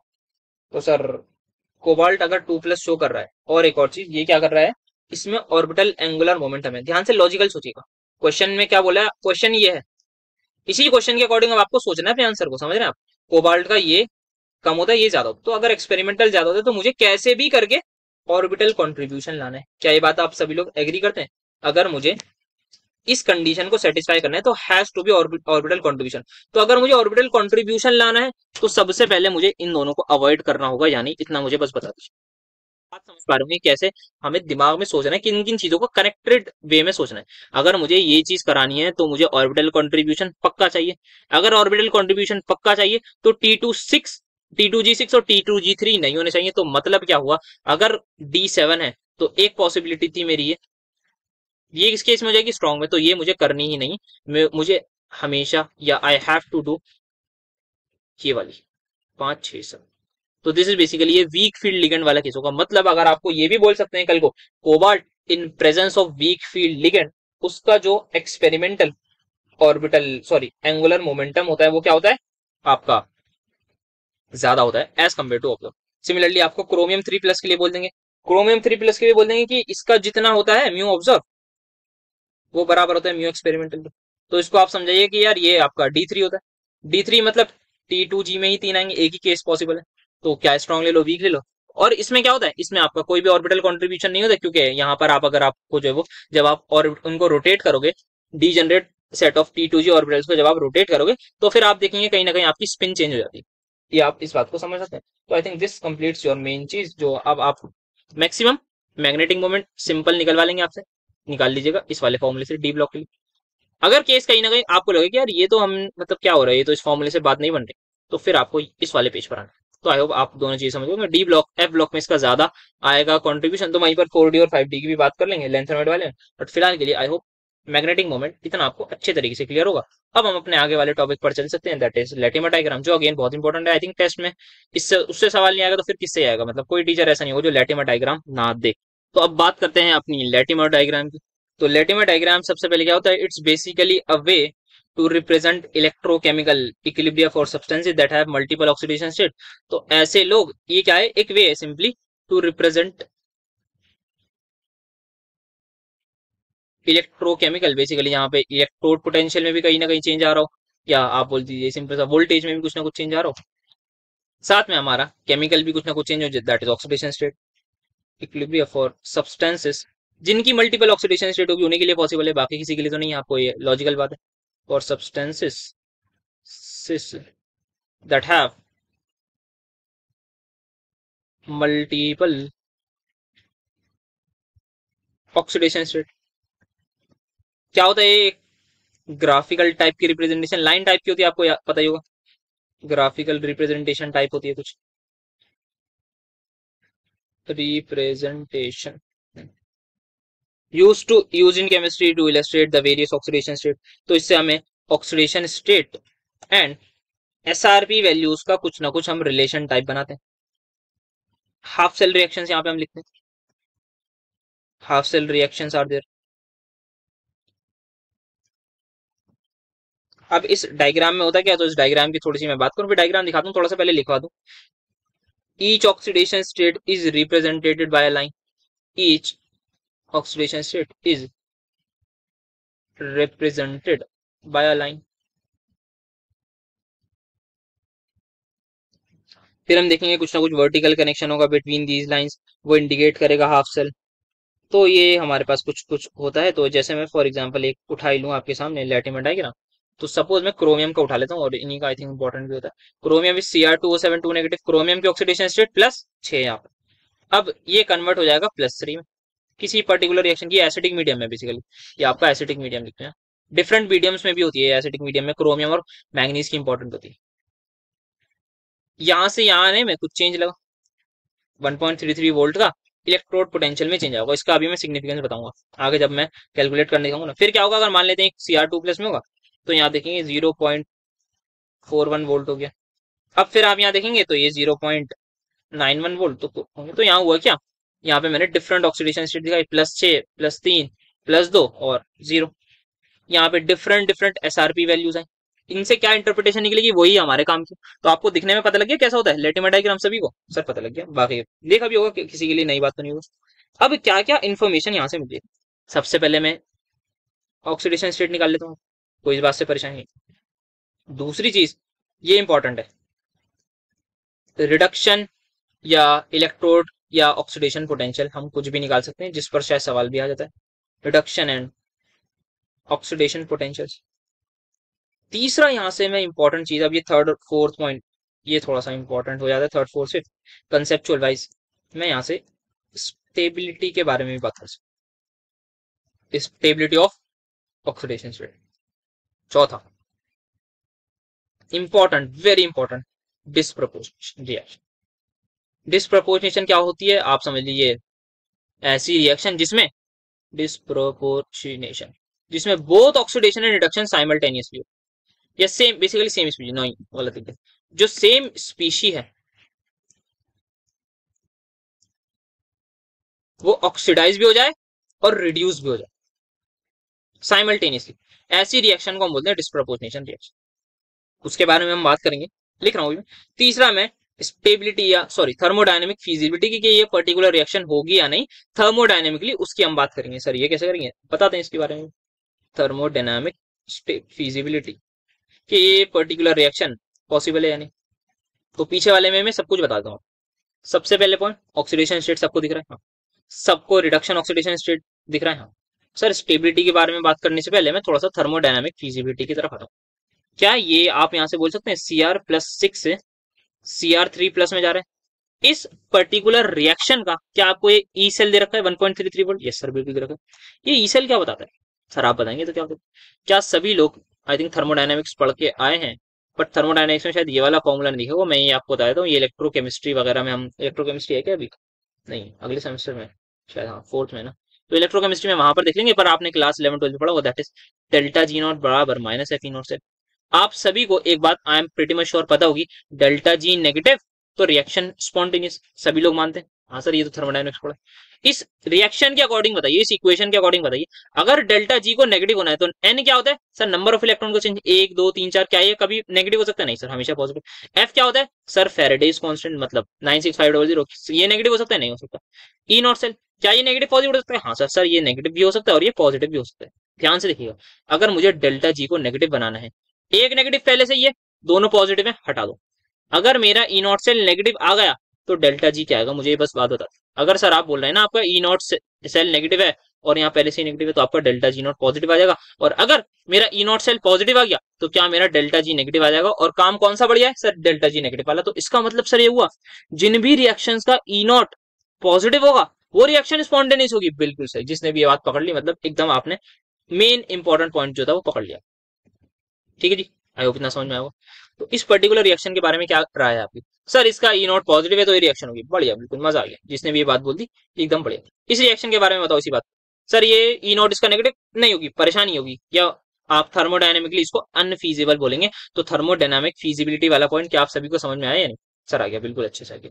अब यहीं पे मैं स्टेबिलिटी की बात करूं, तो अगर +6 से कोई इंसान +3 में जाना चाह रहा है और रिएक्शन बढ़िया स्पॉन्टेनियस है, तो क्या आप इस बात से इत्तेफाक रखते हैं अगर मैं इसी रिएक्शन को उल्टा कर दूं ऐसे, तो मेरा जो ई नॉट है ना वो ये हो जाएगा।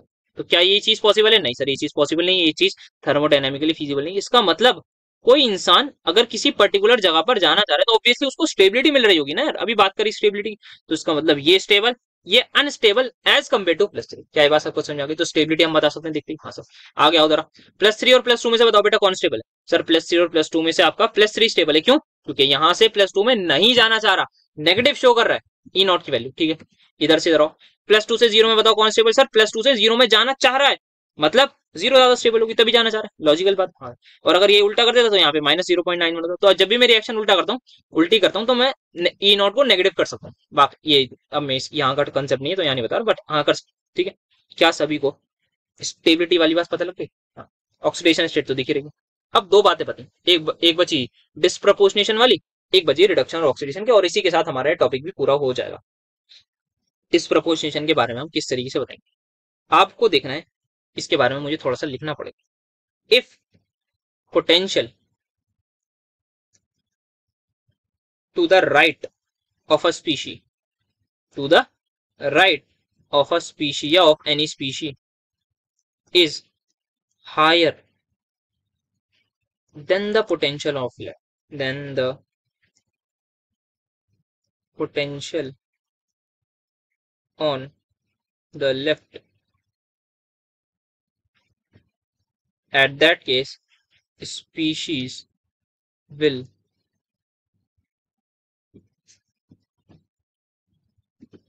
undergo disproportion। आइए इसको समझते हैं। डिस्प्रपोर्शनेशन, ठीक। आइए देखो क्या लिखा है यहाँ पर, कोई भी स्पीशी है, if the potential to the right of that species वो हायर हो गया then left. Right left, right ये होता है, लेफ्ट ये होता है। आओ इसको देखते हैं, क्रोमियम 3+ को पकड़ता है। क्रोमियम 3+ का लेफ्ट ये है, राइट ये है। क्या कह रहा है ये हमारी स्टेटमेंट नहीं करिए। If the potential to the right of the species is higher then left, क्या ये हायर है? नहीं है।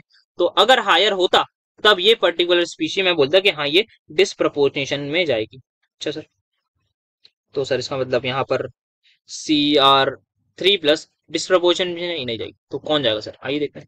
अब इसके तो पीछे कुछ है नहीं, तो इसके बारे में बात नहीं करूंगा, क्योंकि ये वैसे भी नहीं जा सकती भाई डिस्प्रोपोर्शन में, ये दोनों लोग नहीं जा सकते। कोई सोच के मुझे बताइएगा क्यों डाइक्रोमेट आयन और Cr एट ग्राउंड स्टेट उसमें डिस्प्रपोर्शन में क्यों नहीं जा सकता? अब यहाँ पर आओ, Cr2+ को देखो, इसके राइट में, अब ये इसका राइट यही होगा बेटा, इसका नेक्स्ट वाला, मैंने मेरे पास स्पेस कम था ना इसलिए मैंने बनाया, तो आप जब भी देखेंगे तो इसका नेक्स्ट वाला बेसिकली जो आप क्या करते हैं, जो ये अरेंज करते हैं ना आप, ये आप decreasing order of the oxidation state में करते हैं। ऐसा नहीं कि किसी को भी +6 को बीच में ले आए, +3 को बीच में ले, तो आपको प्रॉपरली अरेंज करना होगा as per the decreasing order of the, decreasing होता है ना, हाँ बड़े से छोटा, decreasing order of the oxidation. तो +2 की मैं बात करूँ, +2 के राइट में ये हो जाएगा, लेफ्ट में हो जाएगा। क्या पोटेंशियल टू द राइट ज्यादा है लेफ्ट से? हाँ सर। तो अगर पोटेंशियल राइट में ज्यादा होगा देन लेफ्ट, तो वो स्पीशी अंडरगो करेगी डिस्प्रपोर्शन। तो सीधा मैं बोलूंगा Cr2+ is that species in this particular Latimer diagram that will undergo disproportionation. तो ये बात आई होप आपको समझ में आएगी। पॉइंट हो गया पूरा, बचा लास्ट वाला डिस्प्रपोर्शनेशन के बारे में, और रिडक्शन एक और मैं आगे का और बना देता हूँ, क्योंकि मुझे आपको कुछ समझाना भी है, या नेक्स्ट एक लैटिमर डायग्राम कर लेंगे फिर उसमें कर लेंगे। पर इसके बारे में एक और चीज, अब जैसे यहां से लेके यहां तक का आपको ई नॉट पता है, क्या आपको ये भी पता है Cr3+ से Cr2+ का पोटेंशियल? अगर कोई पूछने, क्या आपको ये बात पता है?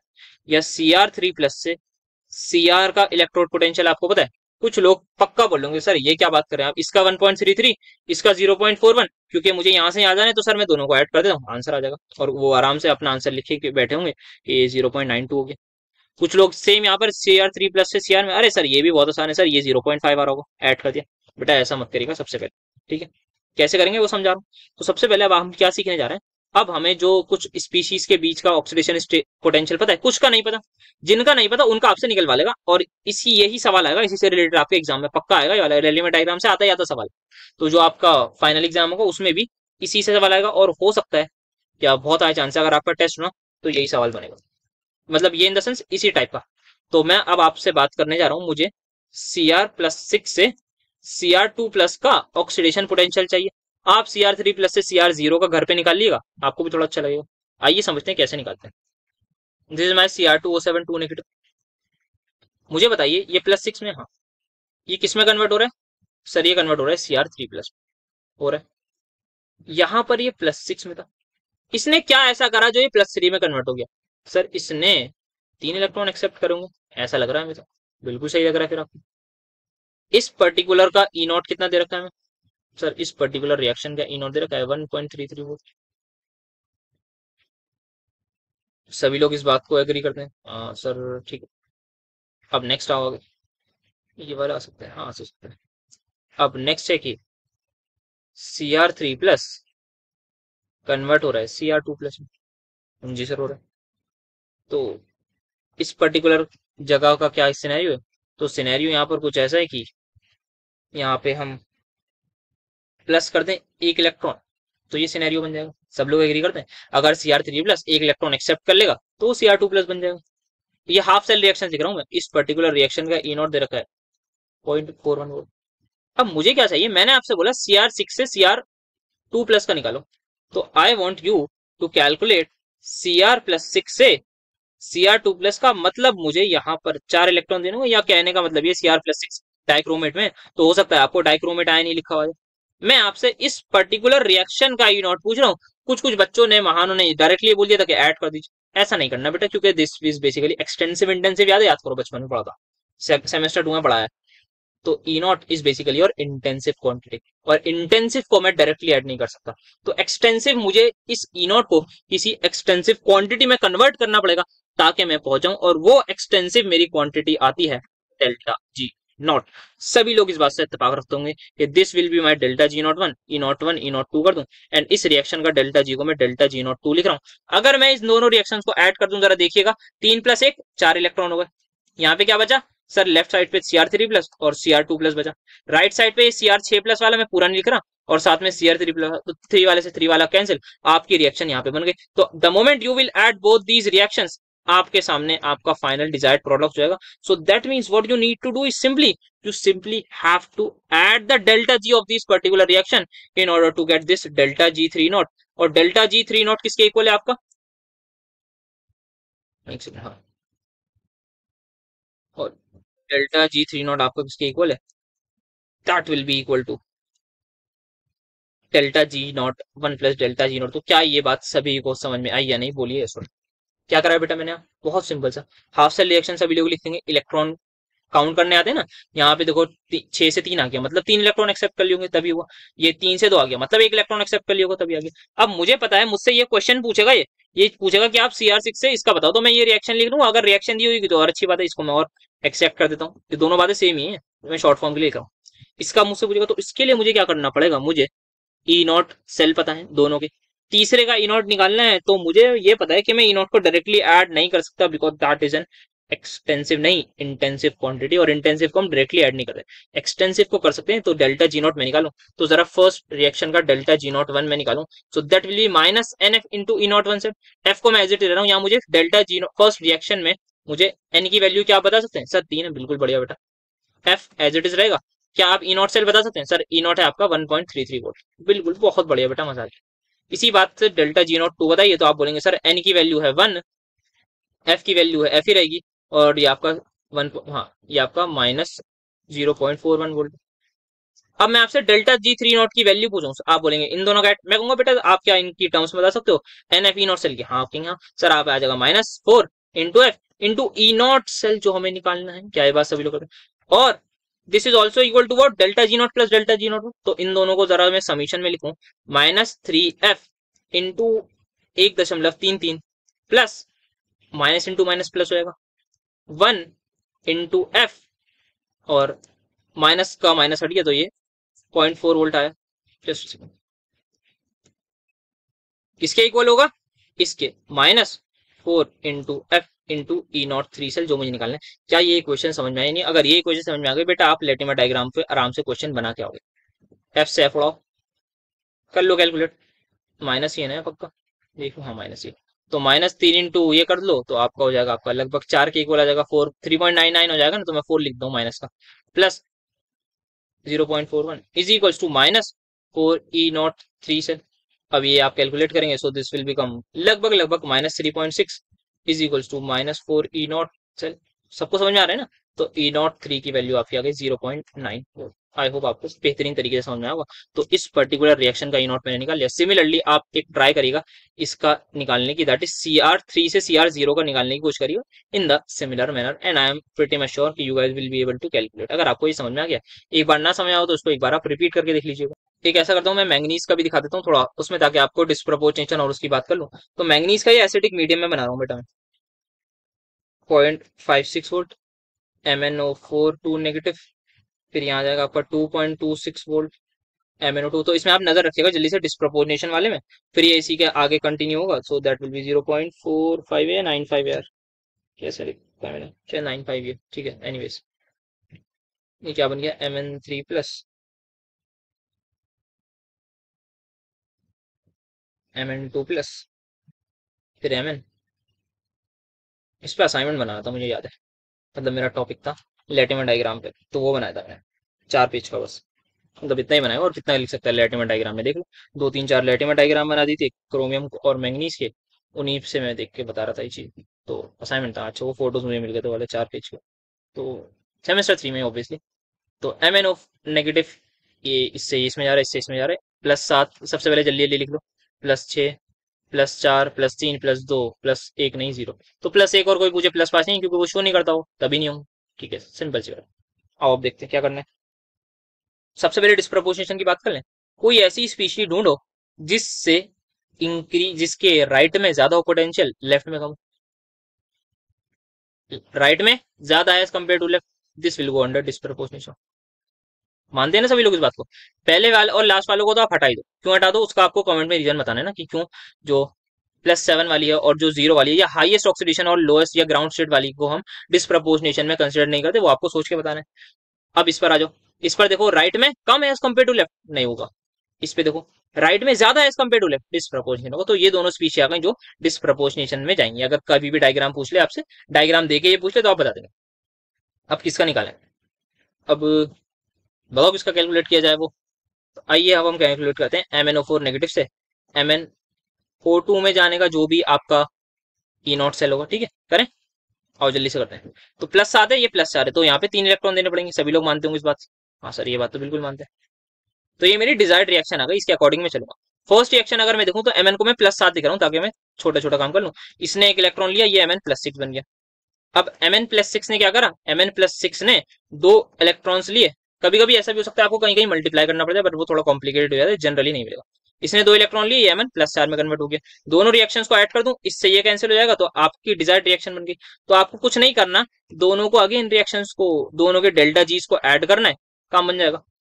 तो आइए दोनों के डेल्टा जीस को ऐड कर देते हैं सिंपल से। तो मैं बोल सकता हूँ डायरेक्टली, माइनस इस रिएक्शन का n कितना है, डिजायर्ड वाली का 3 into F into E0 cell is equals to, first वाली रिएक्शन इज ये, तो -1, क्योंकि n की वैल्यू 1 है, f एज इट इज। इसका E0 कितना है बेटा, फर्स्ट वाली का 0.56, प्लस फिर से माइनस आ जाएगा। सेकंड वाली रिएक्शन में देखो तो यहाँ n कितना है, 2, f एज इट इज। इसका E0 कितना है यहाँ पर, 2.26 आ जाएगा सबका। हाँ सर आ जाएगा, एक क्वेश्चन एक वेरिएबल। अब so that's how you have to solve। -3 E0 बराबर -0.6, प्लस माइनस ये माइनस हो जाएगा, इसका मैं डबल करूँ तो 4.52। हाँ सर हो गया, बड़ा आसान।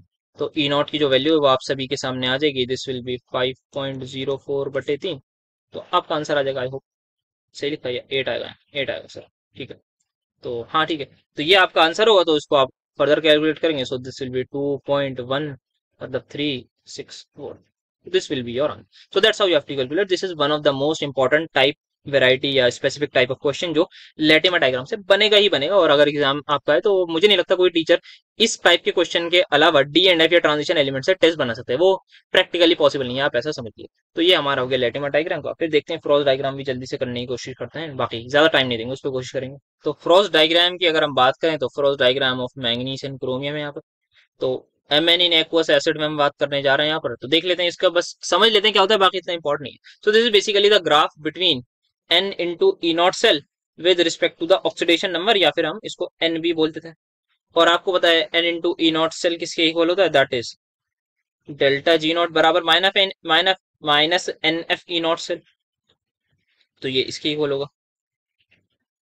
समझ में आ गई ना बात, minus n F E naught cell को बस मैंने ये कर दिया। तो यहाँ पर ये इसी को हम रिलेट भी करवाया जा सकता है, आपको हो सकता है इसकी जगह minus delta G naught by F लिख दें, तो दोनों बातें आपकी लगभग सेम रहेगी, ठीक है। तो एन इंटू ई नॉट की बात करें तो जैसे ही आप देख सकते हैं यहाँ पे एन इंटू ई नॉट की बात है, this is your oxidation state zero, तो मतलब यहाँ मैंगनीज है। This is your plus two, तो यहाँ पे मैंगनीज प्लस टू। तो आप यहाँ पे एक चीज देख सकते हैं, जीरो से प्लस टू में जा रहा है ये मैंगनीज, ठीक है। तो जीरो से यहाँ पर प्लस टू में जा रहा है मैंगनीज, जा रहा है ना, हाँ। तो यहाँ पे एन इंटू ई नॉट की क्या वैल्यू आ रही है, यहाँ पर हम देख सकते हैं एन इंटू ई नॉट की कुछ वैल्यू आ रही है something like minus zero point something, correct, ठीक है सर। और हम यहाँ पे क्या देख सकते हैं, अच्छा सर तो इससे हमें पता क्या लगा, क्या आप इस बात को बता सकते हैं कि इससे हमें पता क्या लगा, इससे हमें क्या पता लगा ये बता सकते हो? इससे नहीं, जो हमारे काम की है वो बताऊंगा ना, जो पता लगा उससे हम बताएंगे। देन यहाँ पे एम एन टू से प्लस थ्री, थ्री से फोर, फोर से फाइव एंड सो ऑन आगे जा रहे हैं। तो ये जो आपको लाइन दिख रही है, अगर आपको पता लगाना हो, यहाँ पे हम डिस्प्रपोर्शनेशन का एग्जैक्टली पता लगाते हैं कि किस तरीके से हम डिस्प्रपोर्शनेशन वाली स्पीशीज पता लगाएं।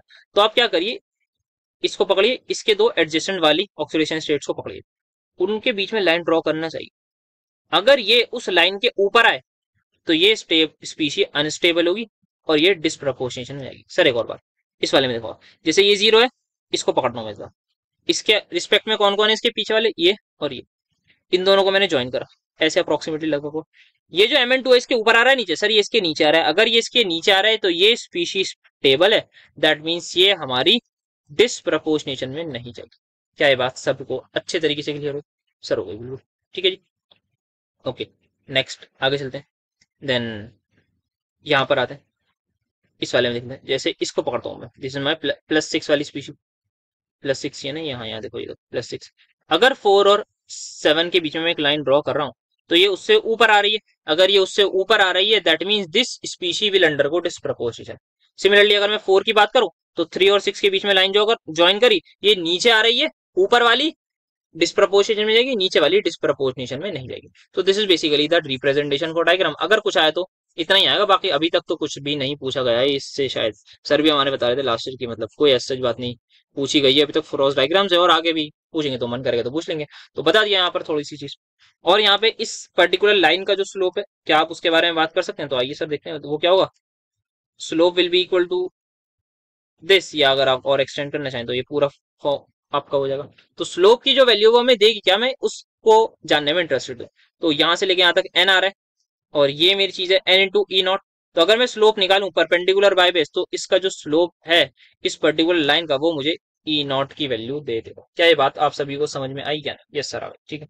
तो स्लोप मेरा बेसिकली बता देगा, अगर मैं जीरो से टू की बात करूं तो जीरो से टू के बीच में जो भी मेरा ई नॉट सेल है उसको मैं इस लाइन के स्लोप से निकाल सकता हूँ। एक चीज यहाँ से हम इंटरप्रेट कर सकते हैं, ठीक है। सो आई होप ये आपको चीज समझ में आई। और एक इंपॉर्टेंट चीज यहाँ पे मैं जरा इसको लैटिमा डायग्राम से रिलेट करूँ। लैटिमा डायग्राम का है हमारा मैंगनीज वाला, ये रहा है एसिडिक मीडियम में एमएन। अच्छा लैटिमा डायग्राम क्या होता है, हायर से लोअर की तरफ जाते हैं हम। यहाँ पे हम ऑब्वियसली एक्स एक्सिस, तो क्रॉस में हम देखेंगे तो जीरो से ही जाएंगे, क्योंकि यहीं से शुरू होगा हमारा ग्राफ। तो यहाँ पे हम जीरो वन टू जाएंगे, तो यहाँ पे लोअर टू हायर जाएंगे, यहाँ पे हायर टू लोअर, ठीक है। नाउ यहाँ पर अगर हम देखें, किसकी बात करते हैं, हाँ इस वाले को देखते हैं। एम एन टू से जीरो में आने का, एम एन प्लस टू से जीरो में आने का जो हमें दे रखी है वैल्यू, वो हमारे पास नेगेटिव दे रखी है। And I can clearly conclude इस पर्टिकुलर चीज का जो स्लोप है that will also come out, क्या आएगा, वो भी नेगेटिव ही आएगा। क्योंकि यहाँ पर आप देख सकते हैं, आप लोगों को आई होप स्ट्रेट लाइन का थोड़ा बहुत आइडिया होगा, ये स्लोप यहाँ पे कुछ ऐसा आएगा, this slope will B of negative value होगा, क्योंकि ये ऑब्ट्यूज एंगल आ रहा है। तो यहाँ पे जो है हमारे पास एक और चीज हमें यहाँ पे पता लग जाएगी कि प्लस टू से जीरो में जाने का जो स्लोप है वो नेगेटिव आ रहा है, और यहाँ पे हम इसको हमने लैटिमर डायग्राम की हेल्प से एग्जैक्टली लिखा था, बट हम यहाँ से भी कैलकुलेट कर सकते हैं। तो एक और चीज यहाँ पे हमें पता लग सकती है थ्रू दिस पर्टिकुलर डायग्राम। तो क्रोमियम को भी जैसा आप देख लीजिए, यहाँ पर भी आपसे पूछा जा सकता है कौन स्टेबल है कौन स्टेबल है, तो इन दोनों को ज्वाइन करिए। नीचे आया, नीचे वाला स्टेबल होता है ना, नीचे वाला स्टेबल ऊपर वाला अनस्टेबल, ठीक है ये स्टेबल हो गया।